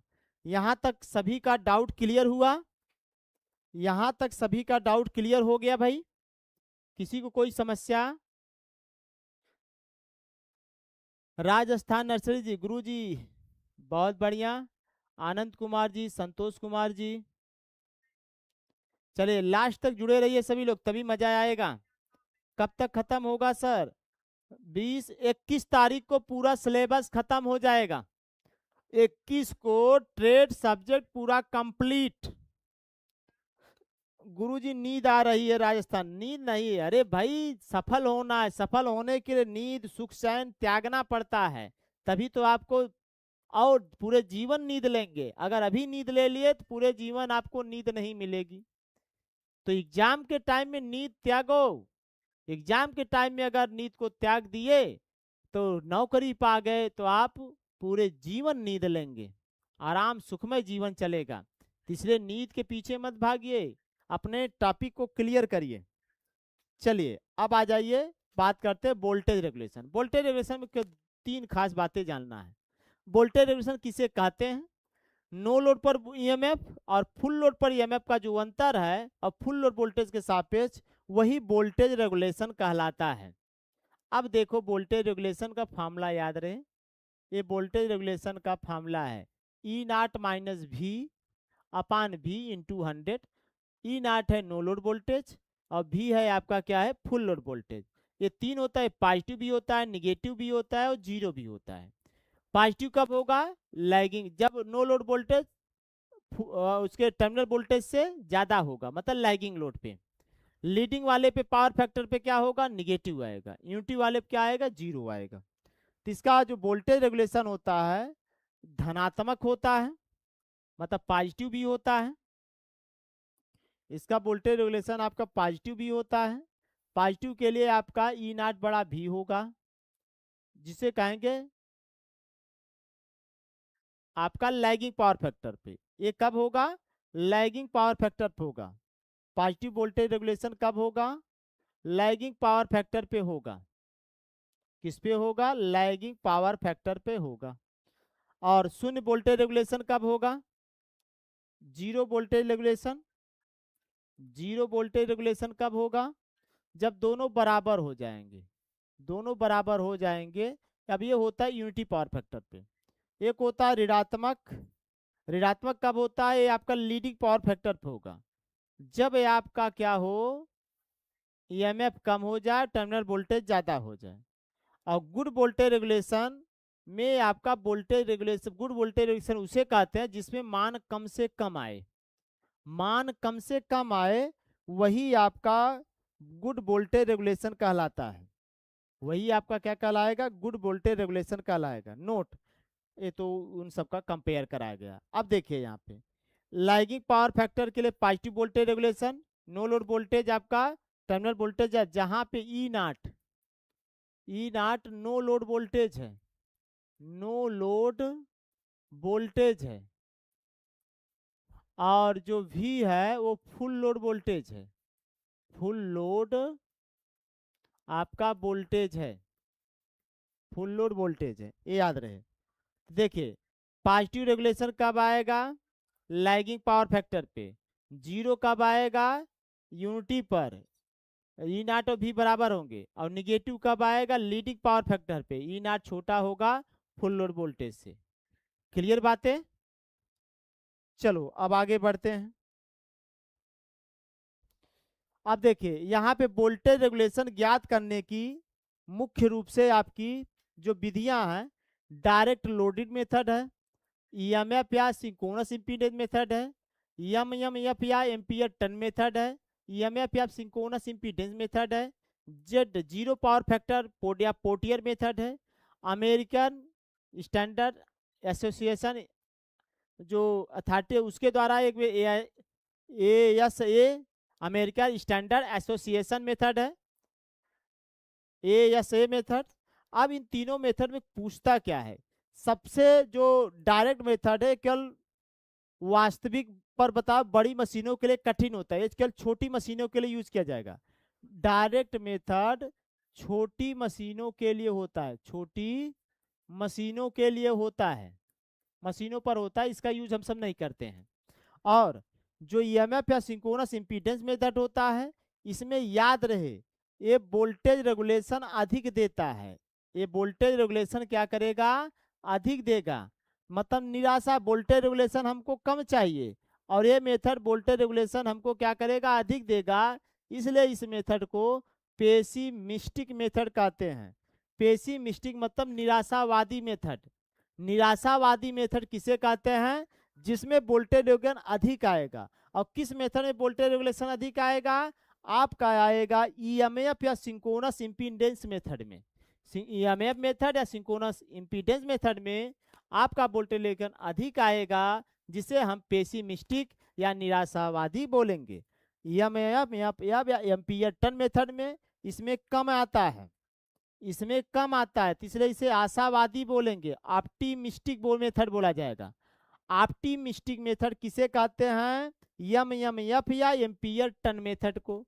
इसमें वोल्टेज रेगुलेशन कम आता है, वोल्टेज रेगुलेशन ज्यादा आता है किसमें? आपका आएगा इम्पीडेंस मेथड या ईएमएफ मेथड में। अब आइए बात करते हैं जीरो पावर फैक्टर मेथड में। इसमें शुद्ध और सटीक हमको मिलता है, सबसे अच्छा मेथड शुद्ध और अधिक शुद्ध और सटीक हमको मिलता है, मोर एक्यूरेट मिलता है। और ये ऐसे तो सबसे अच्छा है, ये लेटेस्ट है, तो अमेरिकन स्टैंडर्ड एसोसिएशन तो सबसे बेस्ट है। लेकिन उनसे ऊपर अगर कम बेस्ट बात करें तो आपका पोर्टियर मेथड या जीरो पावर फैक्टर मेथड होगा। यहाँ पे देख लीजिए, एक्यूरेट रेफरेंट के लिए डायरेक्ट है, छोटे के लिए यूज किया जाएगा। और ईएमएफ या सिंक्रोनस इम्पीडेंस मेथड, इसमें आपका वोल्टेज रेगुलेशन हाई होता है, इसलिए इसे निराशावादी बोलेंगे। इसे क्या बोलेंगे? निराशावादी मेथड बोला जाएगा। इसे निराशावादी मेथड बोलते हैं। निराश कर दिया, निराश कर दिया, वोल्टेज रेगुलेशन कम आना चाहिए, ज्यादा बता दिया, इसीलिए इसे बोलेंगे ऑप्टिमिस्टिक मेथड। ऑप्टिमिस्टिक मेथड बोला जाएगा। क्लियर बात? और लो किस में आएगा? एम्पियर टर्न मेथड या एमएमएफ मेथड में ये लो आता है, जिसे बोलते हैं आशावादी। क्या बोलेंगे? आशावादी। मतलब ये ऐसा दे दिया कि वोल्टेज रेगुलेशन कम है। एक्यूरेट होता है जीरो पावर फैक्टर मेथड में, और एक्यूरेट होता है आपका अमेरिकन स्टैंडर्ड एसोसिएशन मेथड। तो याद रहे, आपको केवल ये याद करना है, अधिक वोल्टेज रेगुलेशन किस में आता है, ईएमएफ या इम्पीडेंस मेथड में, जिसे हम बोलते हैं निराशावादी या बोलते हैं आप पेसिमिस्टिक मेथड। और किस में ईएमएफ कम आएगा, एमएमएफ या एम्पियर टर्न मेथड में, जिसे आशावादी या ऑप्टिमिस्टिक मेथड बोला जाएगा। और किसमें एक्यूरेट शुद्ध आएगा, जीरो पावर फैक्टर मेथड या पोटियन मेथड, और ASA American standard association method में आएगा। क्लियर बातें, यहाँ तक सभी का समझ में आया भाई सभी को? ओके। राजस्थान नर्सिंग, गुरुजी नींद आ रही है, नींद को त्यागो भाई, नींद को त्याग डालो। अब देखिए यहाँ पे एक और शॉर्ट नोट दे दिया गया, देखिए कितना सटीक यहाँ पे हमने आपको प्रोवाइड कराया है एग्जाम के दृष्टि से। देखिए EMM method high value, EMM method low value, JPF zero power factor method, और आपका एएसए बेटर एक्यूरेसी देते हैं। क्या देते हैं, बेटर एक्यूरेसी देते हैं। क्लियर बात है? चलिए आ गया parallel operation. Parallel operation, parallel operation क्यों करते हैं अल्टरनेटर का, एक अल्टरनेटर अगर बंद हो जाए तो दूसरा अल्टरनेटर सप्लाई दे पाए, अगर भविष्य में लोड बढ़े तो लोड को शेयर कर पाए। तो पहले दो या दो से अधिक अल्टरनेटरों को समांतर में जोड़ने की जो प्रक्रिया होती है उसी को पैरेलल ऑपरेशन कहते हैं। जैसे एक अल्टरनेटर पहले से सप्लाई दे रहा है और उसी के पैरेलल में दूसरा अल्टरनेटर जोड़ना है तो उसी को पैरेलल ऑपरेशन जोड़ते हैं, पैरेलल ऑपरेशन कहते हैं। पैरेलल ऑपरेशन से सप्लाई कंटिन्यू बना रहता है। अगर एक जनरेटर मेंटेनेंस में है तो दूसरा जनरेटर आपको क्या करेगा, सप्लाई देता रहेगा। चलिए इसके लिए कुछ कंडीशन और शर्त हैं। क्या सभी अल्टरनेटरों को ऐसे ही जोड़ देंगे, नहीं, उनकी कुछ कंडीशन और शर्त है। पहली कंडीशन शर्त क्या है, वोल्टेज समान होना चाहिए। वोल्टेज क्या होना चाहिए, समान होना चाहिए, समान आवृत्ति होनी चाहिए, समान फेज सीक्वेंस होना चाहिए, समान वेव फॉर्म होना चाहिए पैरेलल में जोड़ने के लिए। और अगला बात, अब इनका पैरेलल ऑपरेशन कैसे जोड़ते हैं, उसके लिए डार्क लैंप मेथड यूज करते हैं, ब्राइट लैंप मेथड यूज करते हैं, सिंक्रोनस मेथड यूज करते हैं, और सबसे अच्छा मेथड है आपका सिंक्रोनोस्कोप। सिंक्रोस्कोप द्वारा सबसे अच्छा पैरेलल ऑपरेशन एक्यूरेट जुड़ता है। हाँ क्या कहना चाहते हैं आप भाई? सुनील कुमार जी, सर जी, जेई एकेडमी।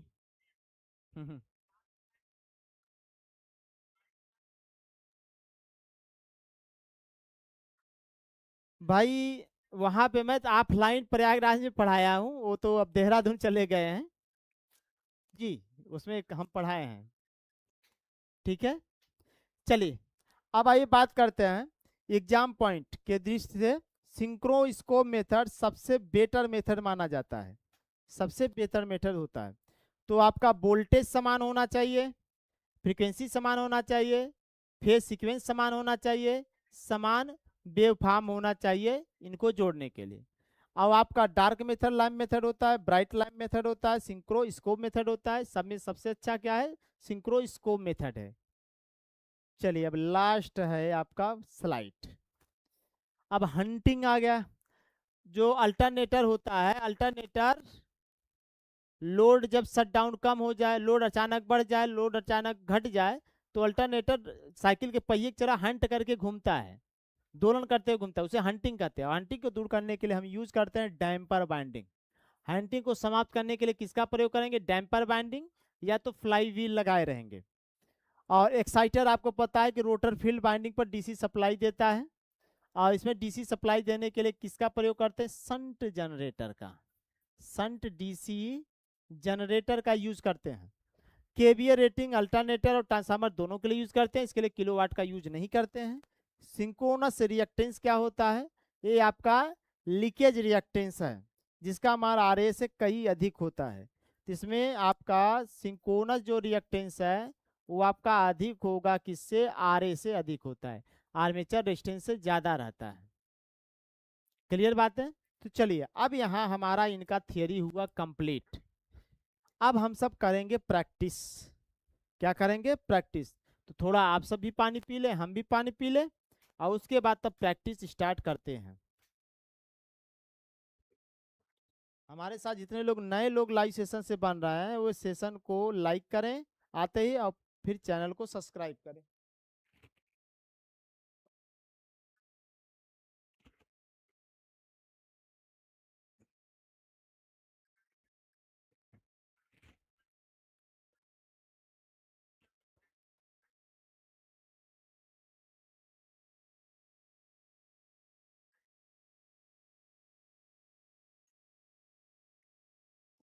चलें शुरुआत किया जाए।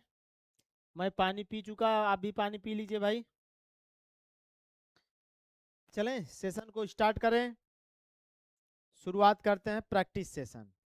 अब जो थियरी पढ़े हैं एग्जाम में कैसे क्वेश्चन बनेंगे, कैसे आए हुए हैं, उनके बारे में हम जानेंगे। चलिए फर्स्ट क्वेश्चन स्क्रीन पर। 6 पोल 50 हर्ज अल्टरनेटर की तुल्यकालिक गति कितनी होगी? तुल्यकालिक गति का मतलब आपसे एनएस पूछ रहे हैं। यहाँ आपको फ्रीक्वेंसी दे रहे हैं, यहाँ पी दे रहे हैं। तो चूंकि आपको पता है कि एनएस बराबर होता है 120 एफ अपान पी होता है, तो यहाँ पे 120 इंटू एफ का मान कितना है? 50 है। पी का मान 6 है, तो ये आ जाएगा 20 छक्का 120, मतलब 1000 आरपीएम आ जाएगा। 1000 आरपीएम होगा। तो एनएस का मान कितना आएगा? 1000 आरपीएम। तो सभी लोग जवाब दें भाई। 1000 आरपीएम, बहुत बढ़िया। कौन सा जवाब सही है? सी। तो भाई यहाँ पे जवाब सबको देना पड़ेगा, सबको जवाब देना पड़ेगा, कोई भागेगा नहीं भाई। डब्लू जी बहुत बड़ी मेहनत कर रहे हैं आप, बहुत बढ़िया। आपका ये डब्लू जी ऐसे हैं कि जो शुरुआत से लास्ट से जुड़े क्वेश्चन का जवाब भी देते हैं, थियरी भी पढ़ते हैं और साथ साथ क्वेश्चन का जवाब देते हैं, वो भी सही देते हैं। तो हमारे साथ जितने लोग और भी जुड़े हैं वो भी क्वेश्चन का जवाब दें और सही जवाब दें। चलिए, अल्टरनेटर में आर्मेचर वाइंडिंग समानता कहाँ रखी जाती है? बताओ भाई। अल्टरनेटर में समानता वाइंडिंग कहाँ रखी जाती है? रोटर पर, स्टेटर पर, शाफ्ट पर, पोल्सू पर। आपको बताया गया डीसी में आर्मेचर वाइंडिंग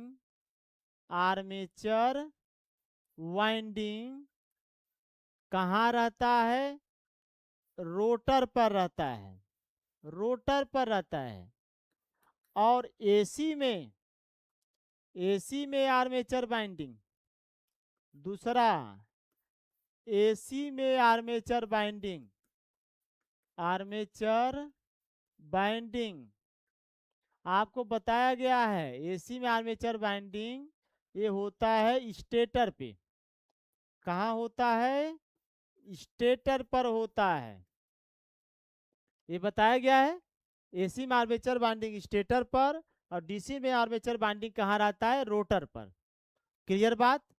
तो कहाँ पे होगा भाई? डीसी में रोटर पे, एसी में स्टेटर पे। ऑप्शन कौन सा सही है? सभी लोग जवाब दे दो, ऑप्शन बी सही है। कितने लोग का जवाब आया भाई? बी सही। ए टू का ए, मनु महाराज जी 2 का ए बता रहे हैं। कहाँ से होगा भाई? सब गलती क्यों कर रहे हैं आप सब? रोटर पे फील्ड बाइंडिंग होता है, रोटर पर फील्ड बाइंडिंग होता है, रोटर पर फील्ड बाइंडिंग होता है। और इसमें रोटर पे क्या होता है? डीसी में रोटर पर आर्मेचर बाइंडिंग और स्टेटर पर फील्ड बाइंडिंग होता है। स्टेटर पर फील्ड बाइंडिंग, डीसी में स्टेटर पे फील्ड बाइंडिंग होता है और एसी में रोटर पर फील्ड बाइंडिंग होता है। ये याद रहना चाहिए। चले नेक्स्ट क्वेश्चन का बताइए। अल्टरनेटर की प्रति फेज उत्पन्न ईएमएफ का सही फार्मूला बताए। ये तो सभी लोग बता लेंगे। अल्टरनेटर की प्रति फेज उत्पन्न ईएमएफ का सही सूत्र क्या होगा? अल्टरनेटर की प्रति फेज उत्पन्न ईएमएफ का फार्मूला बताएं। 2.22 kp kd phi ETF, 4.44 kp kd phi ETF, 4.445 F अपान टी 2 पाई के पी के डी 5 एफ अपान टी। तो आपको पता है, इसका फार्मूला बताए हैं कि ई बराबर 4.44 ये होता है के पी और के डी 5 टी एफ होता है। जहाँ के पी क्या है, जहाँ केपी को क्या बोलते हैं, पिच फैक्टर। केपी को क्या बोलते हैं, पिच फैक्टर। और पिच फैक्टर केपी बराबर होता है कास फाई अपान 2। कास फाई अपान 2 होता है, या कास अल्फा बाई 2 होता है। यहाँ पे अल्फा लिख लीजिए भाई, कास अल्फा बाई 2 है, कास अल्फा बाई 2। अल्फा को बोलते हैं शॉर्ट पिच एंगल। और केपी का मान 1 से क्या होता है, कम होता है। और केडी क्या होता है भाई, केडी क्या होता है, डिस्ट्रीब्यूशन फैक्टर। केडी को क्या बोलेंगे, डिस्ट्रीब्यूशन फैक्टर। केडी क्या है, डिस्ट्रीब्यूशन फैक्टर है, डिस्ट्रीब्यूशन फैक्टर है, डिस्ट्रीब्यूशन फैक्टर है। केडी को डिस्ट्रीब्यूशन फैक्टर बोलेंगे। और इसका मान कितना होता है, इसे फार्मूला क्या होता है, के डी बराबर sign m beta by 2 upon यम को अलग कर दें साइन बीटा बाई 2। और इसका भी मान 1 से क्या आता है, कम ही आता है। और यहाँ पे फाई क्या है, पर पोल फ्लक्स है, पर पोल फ्लक्स है। टी क्या है, टर्न है। और एफ क्या है, आवृत्ति या फ्रीक्वेंसी है। क्लियर बात है। तो ऑप्शन जितने लोग बी दिए हैं उनका जवाब सही है। ठीक है, बहुत बढ़िया, बहुत बढ़िया डब्लू पाल जी, बहुत अच्छे। और सब लोग भी जवाब देते चलिए। चलिए नेक्स्ट क्वेश्चन का जवाब बताइए। 8 पोल अल्टरनेटर को, 8 पोल का अल्टरनेटर है, पी बराबर 8 पोल, और उसको अल्टरनेटर 750 आरपीएम पे चलाया जाता है। इसका एनएस दे दिए, तो उत्पन्न आवृत्ति बताइए। उत्पन्न कर रहे हैं, आवृत्ति बताना है। तो चूंकि आपको एन पता है 120 एफ अपान क्या होता है, पी, तो एफ बराबर हो जाएगा एन पी अपान 120।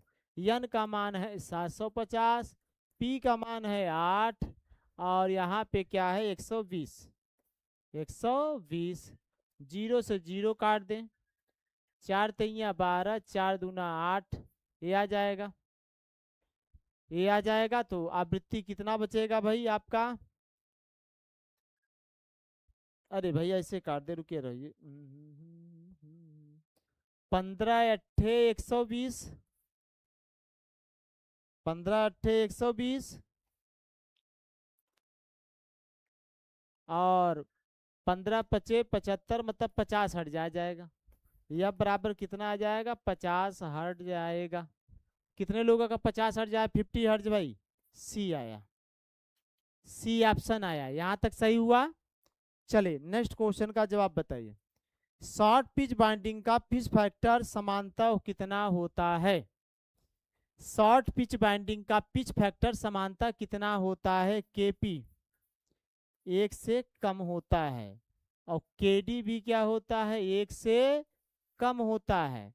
और केपी बराबर बताया गया cos अल्फा बाई 2, और केडी बराबर बताया गया sine m beta by 2 upon m sine beta by 2। 1 से क्या होता है, कम। तो जितने लोग सी जवाब दिए हैं ये तो जवाब दे देना चाहिए भाई। कितना जवाब आया सबका, 5वें का सी, बहुत बढ़िया। चलिए नेक्स्ट बताइए। पूर्ण पिच कॉइल में दोनों कॉइल साइड के बीच वैद्युत कोण होता है 90 अंश, 120 अंश, 180 अंश, 360। अब पूर्ण pitch coil, full pitch coil क्या होता है बाबा, ये हो गया है आपका नॉर्थ पोल, यह हो गया है आपका साउथ पोल। और इनके भाई एक्सिस दिखा दें, क्या दिखा दें, एक्सिस। ये इनका एक्सिस हो गया, ये इनका एक्सिस हो गया। अब इनके बीच जो होता है वो आपका होता है पोल पिच। ये है आपका पोल पिच। अब पोल पिच होता है आपका 180 डिग्री। और फुल पिच क्या होता है, कॉइल चले यहाँ से और ख़त्म हो यहाँ पे, तो यहीं पे फुल पिच कॉइल है, फुल पिच कॉइल है। और फुल पिच कॉइल और पोल पिच ये भी कितना है 180 अंश। तो मान कितना आएगा, ये आएगा। जब pole pitch coil pitch pole pitch के बराबर हो जाएगा तो फुल पिच कॉइल होगा। अगर कॉइल पिच पोल पिच से कम हो जाएगा तो शॉर्ट पिच कॉइल होगा। अगर पोल पिच से कॉइल पिच बड़ा हो जाएगा तो लॉन्ग पिच होगा। यही होता है भाई।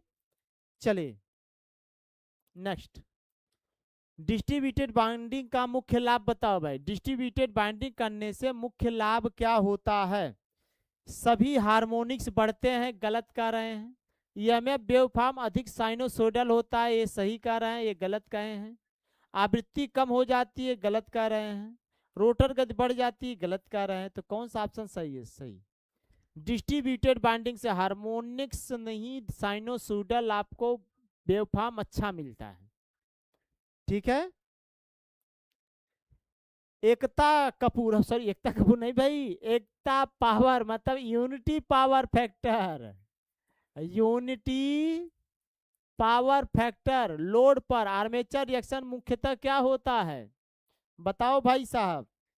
यूनिटी पावर फैक्टर पर, यूनिटी पावर फैक्टर पर आर्मेचर रिएक्शन क्या होता है भैया। यूनिटी पावर फैक्टर पे केवल क्रॉस मैग्नेटाइजिंग होता है।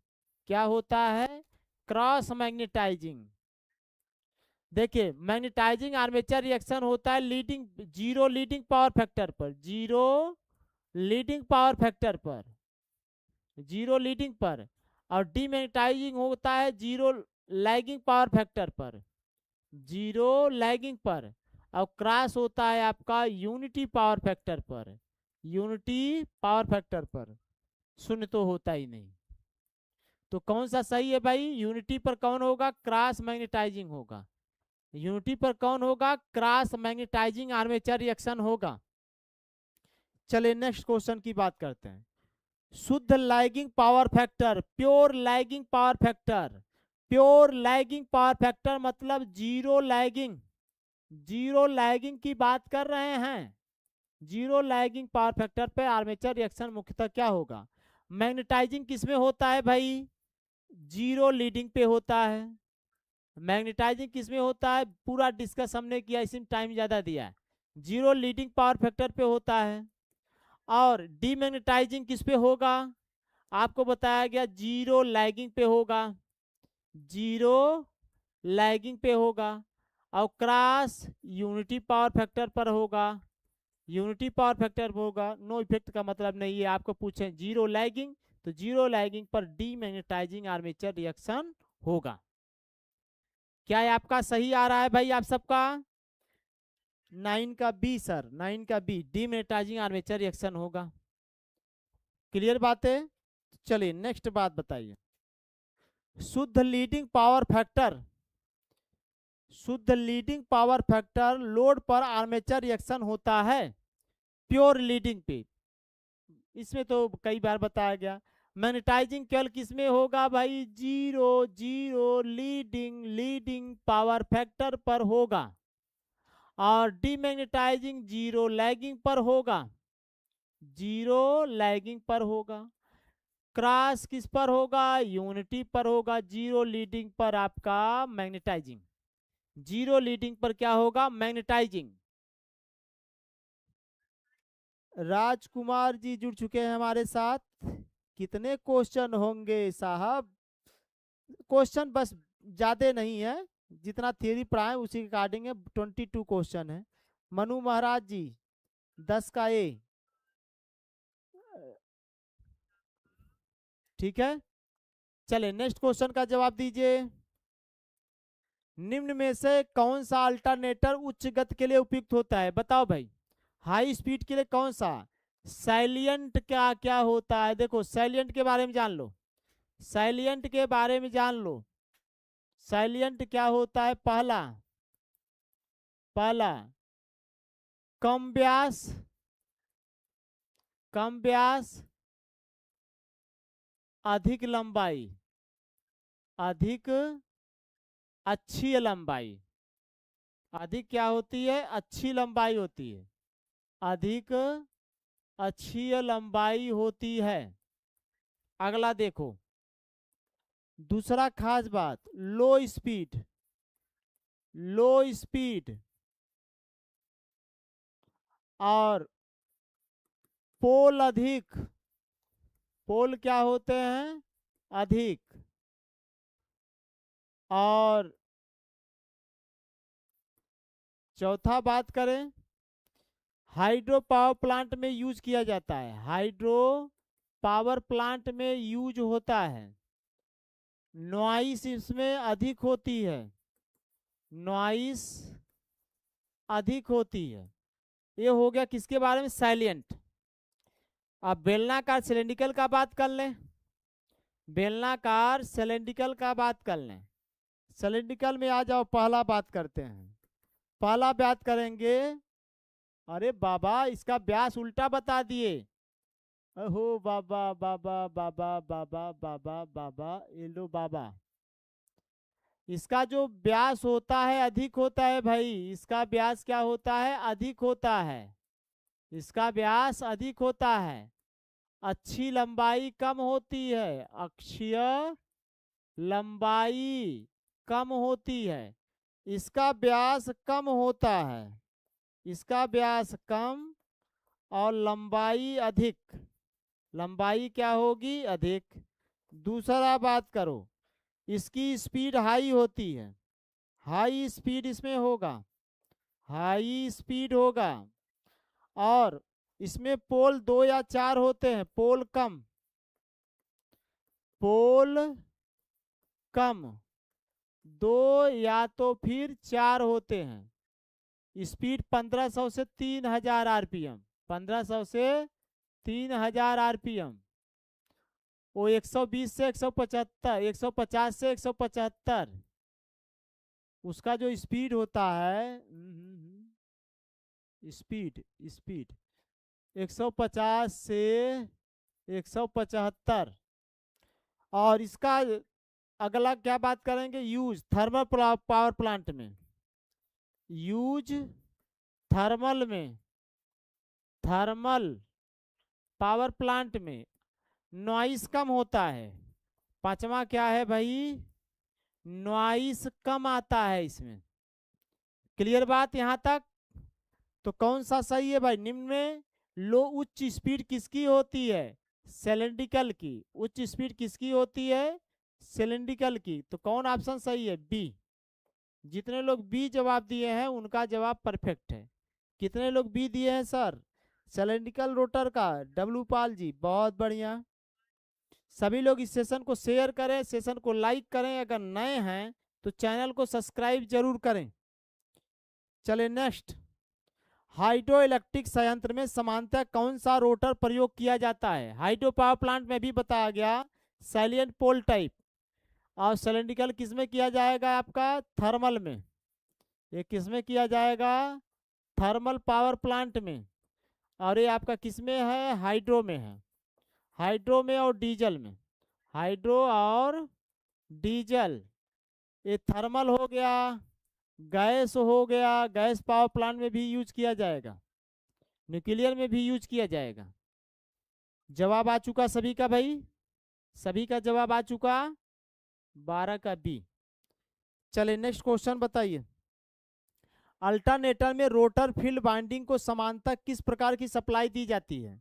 रोटर फील्ड वाइंडिंग को किस प्रकार की सप्लाई देते हैं? 3 phase AC, 1 phase AC, DC या उच्च आवृत्ति? आपको पता है डीसी देते हैं, और डीसी देते हैं शंट डीसी जनरेटर से, शंट डीसी जनरेटर से, शंट डीसी जनरेटर द्वारा सप्लाई दी जाती है।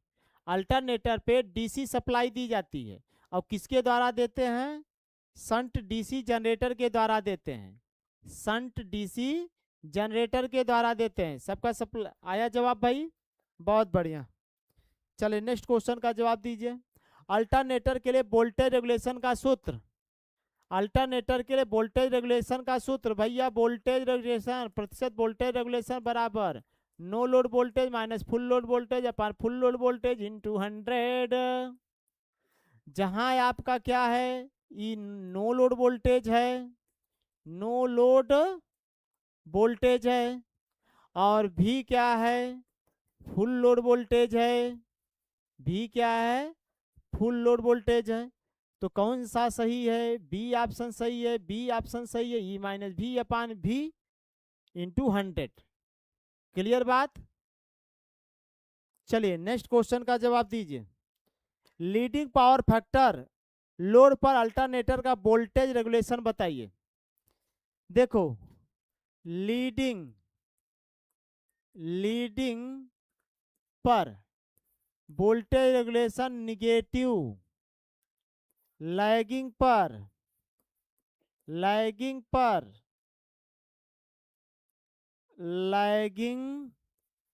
पर वोल्टेज रेगुलेशन पॉजिटिव, और यूनिटी पर वोल्टेज रेगुलेशन 0। क्लियर बात? तो लीडिंग पावर फैक्टर पे वोल्टेज रेगुलेशन सदैव क्या होता है? निगेटिव होता है। सदैव क्या होगा? निगेटिव। तो कौन सा सही है आपका? Option B. तो क्या सभी ने बी जवाब दिया है? क्या सभी ने बी जवाब दे दिया है? 15 का बी। बहुत बढ़िया। चलिए नेक्स्ट क्वेश्चन का जवाब बताइए। 3 फेज 16 पोल, 3 फेज है, नंबर ऑफ फेज 3 है, 16 पोल है, अल्टरनेटर में कुल 144 स्लॉट है। तो प्रति पोल प्रति फेज स्लॉट की संख्या ज्ञात करिए। मतलब आपसे यम पूछ रहे हैं, आपसे क्या पूछ रहे हैं? यम। तो यम बराबर 144 स्लॉट, फार्मूला जान लो भाई। स्लॉट लिखोगे, पोल लिखोगे, इनटू फेज लिखोगे। ठीक है, ये स्लॉट है, तो स्लॉट है 144, पोल है 16, और फेज है 3। तो 16 नवैया कितना हो जाएगा? 144, 3 त्रिका 9, मतलब यम बराबर 3 आ जाएगा पर पोल पर फेज। यम बराबर 3। ऑप्शन कौन सा सही है? बी। ऑप्शन कौन सा सही है? बी। ऑप्शन कौन सा सही है? बी सही है। नेक्स्ट, किसी अल्टरनेटर की कॉइल को 30 डिग्री विद्युतीय कोण से शॉर्ट पिच किया जाता है। मतलब ये अल्फा दे दिए, अल्फा 30 डिग्री। तो पिच फैक्टर ज्ञात करिए, केपी को ज्ञात करिए भाई, केपी को ज्ञात करिए। तो भाई साहब केपी कहाँ है? यहाँ है। केपी बराबर कास अल्फा बाई 2। तो यह हो जाएगा कास 30, अल्फा का मान 32। तो केपी आ गए भाई साहब कास 15 डिग्री। कास 15 डिग्री कौन सा सही है? ऑप्शन ए सही होगा। क्या सबका ऑप्शन ए सही आया? सबका ऑप्शन ए सही आया। हेलो सर आशीष विश्वकर्मा। अरे आशीष विश्वकर्मा जी नमस्कार, कैसे हैं आशीष जी? कैसे हैं आशीष जी? बहुत दिनों बाद आपसे मुलाकात हो रही है। ठीक है, सेशन को शेयर करें, लाइक करें, और अगर नए हैं तो चैनल को सब्सक्राइब करें। हमारे जितने प्री स्टूडेंट है, आपसे निवेदन है, सेशन अच्छा लग रहा है तो सेशन को लाइक शेयर और सब्सक्राइब जरूर करें। चलिए बताइए, किसी बाइंडिंग में प्रतिपोल प्रतिफेज 3 है, मतलब यम का मान दे दिए, तथा पास पास स्लॉटों के बीच विद्युतीय कोण मतलब ये बीटा दे दिए। केडी ज्ञात करना है। तो चूंकि भाई साहब केडी बराबर होता है sine m beta by 2 upon m sine beta by 2। Value रख दो भाई साहब। साइन यम का मान कितना दिए हैं? 3, बीटा का मान दिए हैं 20, अपान 2 20 60, मतलब 10 दूना 20 काट दिए, 10 3 30 अपान यम का मान कितना है भाई 3, यहाँ साइन 20 है भाई, 20 अपान 2, तो कट जाएगा 10 आ जाएगा, अर्थात वैल्यू आ जाएगा साइन 3 दूना 6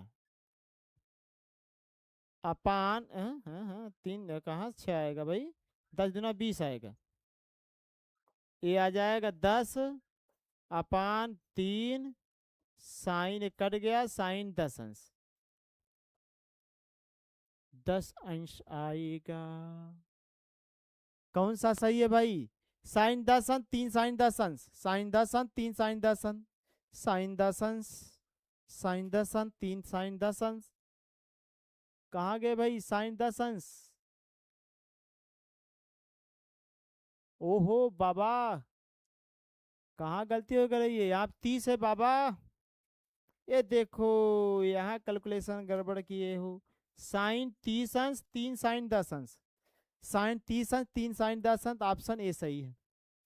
कौन सा सही है, ऑप्शन ए, क्या है आपका ऑप्शन ए आया 18 का ए, बहुत बढ़िया मनु महाराज जी बहुत बढ़िया, और डब्लू पाल जी सिंह जी बहुत अच्छे।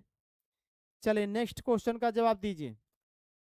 किसी अल्टरनेटर की प्रति फेज बाइंडिंग में 100 टर्न है, किसी अल्टरनेटर के प्रति फेज बाइंडिंग में 100 टर्न है, मतलब यहाँ पे T बराबर 100 दे दिए, अब पर पोल फ्लक्स फाई का मान कितना दे दिए 0.05 वेबर दे दिए, और क्या दे रहे हैं, फ्रीक्वेंसी दे दिए 50 है, केपी दे दिए कितना है 0.96 है, केडी दे दिए 0.95 है, प्रति फेज उत्पन्न ईएमएफ आपको ज्ञात करना है, क्या ज्ञात करना है ईएमएफ, तो चूंकि आपको पता है ईएमएफ बराबर होता है 4.44 केपी महाराज केडी महाराज, और आ गए यहाँ पे फाई एफ टी, वैल्यू रख दो भाई 4.44, केपी महाराज कितना है 0.96, केडी महाराज कितना है 0.95, फाई का मान कितना है 0.05 इंटू एफ का मान कितना है 50, टी का मान कितना है, टी का मान कितना है भाई टर्न 100, अब हल कर लो भाई, गुणा कर दो, चलो मोबाइल से गुणा करते हैं, आप सभी लोग भी गुणा करिए भाई, सीधे सीधे फार्मूले में रख के मल्टीप्लाई करना है, सीधे सीधे फार्मूले में रख के मल्टीप्लाई करना है, फार्मूले में रखिए मल्टीप्लाई करिए, 4.44 4.44 into 0.96 into 0.95 into 0.05 into 50 into 100 आ गया 1012 वोल्ट, कितना आ गया 1012 वोल्ट आएगा, 1012 वोल्ट, क्या आपका आया 1012 वोल्ट,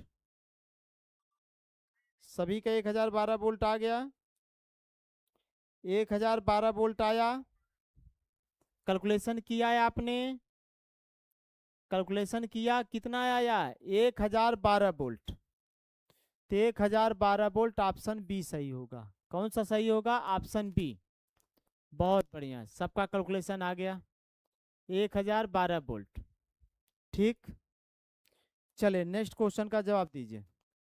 निम्न में से कौन सी विधि अल्टरनेटर के वोल्टेज रेगुलेशन का समानता अधिक मान देता है, बताइए वोल्टेज रेगुलेशन का सबसे अधिक मान कौन देता है, बताओ जी, यम एफ मेथड, जिसे एम्पियर टन मेथड भी कहते हैं, ये आपका वोल्टेज रेगुलेशन का कम मान देता है, वोल्टेज रेगुलेशन मान इसमें क्या आता है कम आता है, synchronous impedance method EMF method, इसमें वोल्टेज रेगुलेशन का जो मान होता है अधिक आता है, इसमें अधिक आता है। और क्या कहते हैं, पोर्टियर मेथड एक्यूरेट देता है, एक्यूरेट वैल्यू देता है। अब बताइए, जिसमें मान कम आता है वो ऑप्टिमिस्टिक मेथड है, जिसे कहते हैं आशावादी। क्या कहेंगे? आशावादी।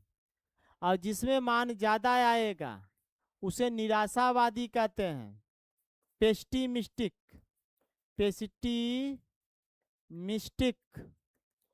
मेथड कहा जाता है, जिसे कहते हैं निराशावादी। क्या कहते हैं? निराशावादी।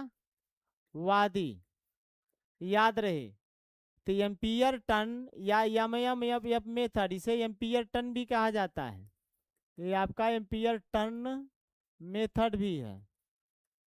ठीक है, तो कह रहे हैं अधिक मान कौन देता है आपका? अधिक मान कौन देता है आपका? सिंक्रोनस इम्पीडेंस अथवा ईएमएफ मेथड। इसके बारे में डिटेल बताए हैं हमने। 20 का 20 सही है सर, बहुत बढ़िया।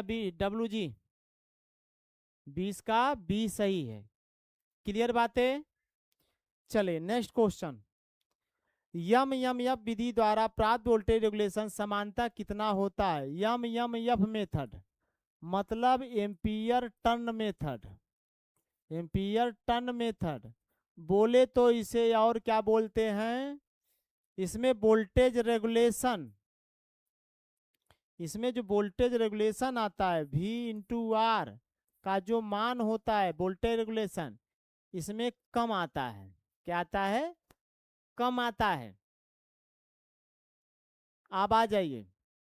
और इसलिए इसे हम कहते हैं ऑप्टिमिस्टिक मेथड। ऑप्टिमिस्टिक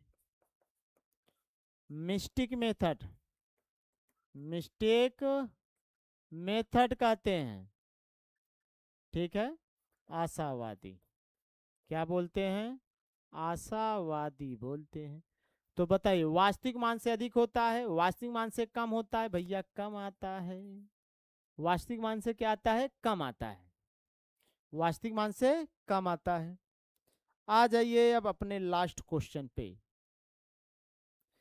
अल्टरनेटर का शॉर्ट सर्किट अनुपात SCR की परिभाषा दीजिए। ये पहली बार बता रहे हैं। SCR short circuit ratio, SCR बराबर होता है ओपन सर्किट, यहाँ पे छोटा कर लेते हैं,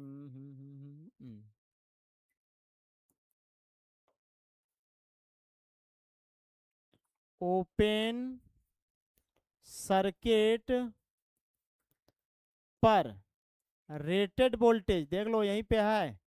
ये कहाँ गए भाई? ये है नहीं, ओपन सर्किट वोल्टेज के लिए, सॉरी भाई, ओपन सर्किट वोल्टेज के लिए, वोल्टेज के लिए आपका जो फील्ड करंट है, जो फील्ड करंट है, और अपान शॉर्ट सर्किट करंट के लिए, शॉर्ट सर्किट करंट के लिए, करंट के लिए फील्ड करंट का जो मान होता है वही शॉर्ट, ये बराबर होता है सिंक्रोनस पर यूनिट के व्युत्क्रम के बराबर होता है। सिंक्रोनस पर यूनिट के व्युत्क्रम के बराबर होता है।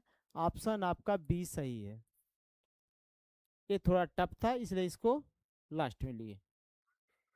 हाँ बताइए जी, अब आप सबको जो भी इंक्वायरी लेना है, आपकी वीडियो देखता हूँ, ऑनली रिकॉर्डिंग, बहुत बढ़िया, कोई बात नहीं, अपने काम को करिए, रिकॉर्डिंग भी देखिए। रिकॉर्डिंग देखने के बाद पीडीएफ के लिए संपर्क करें।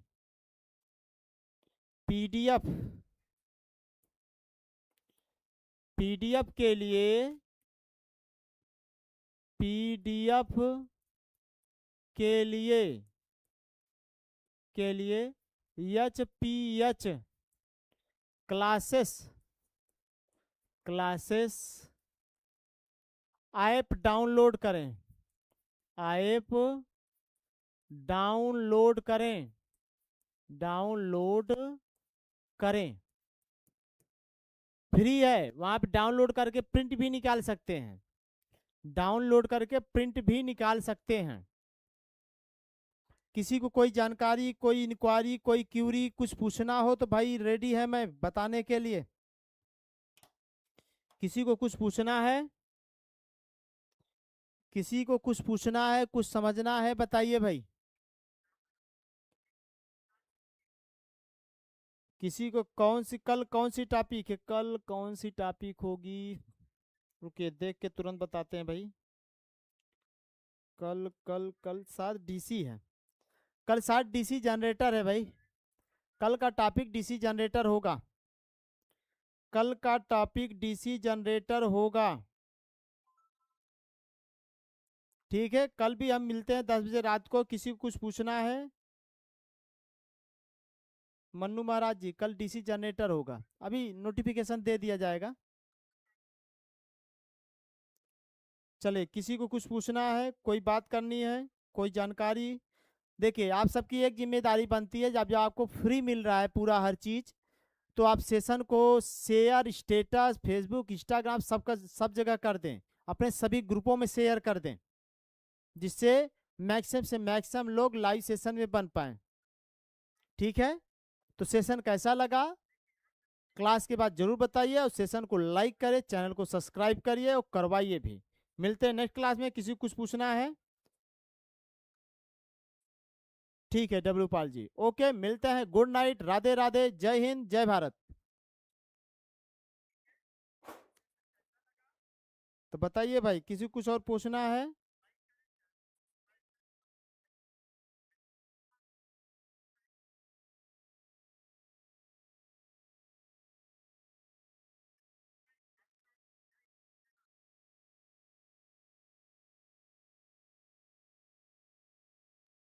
बहुत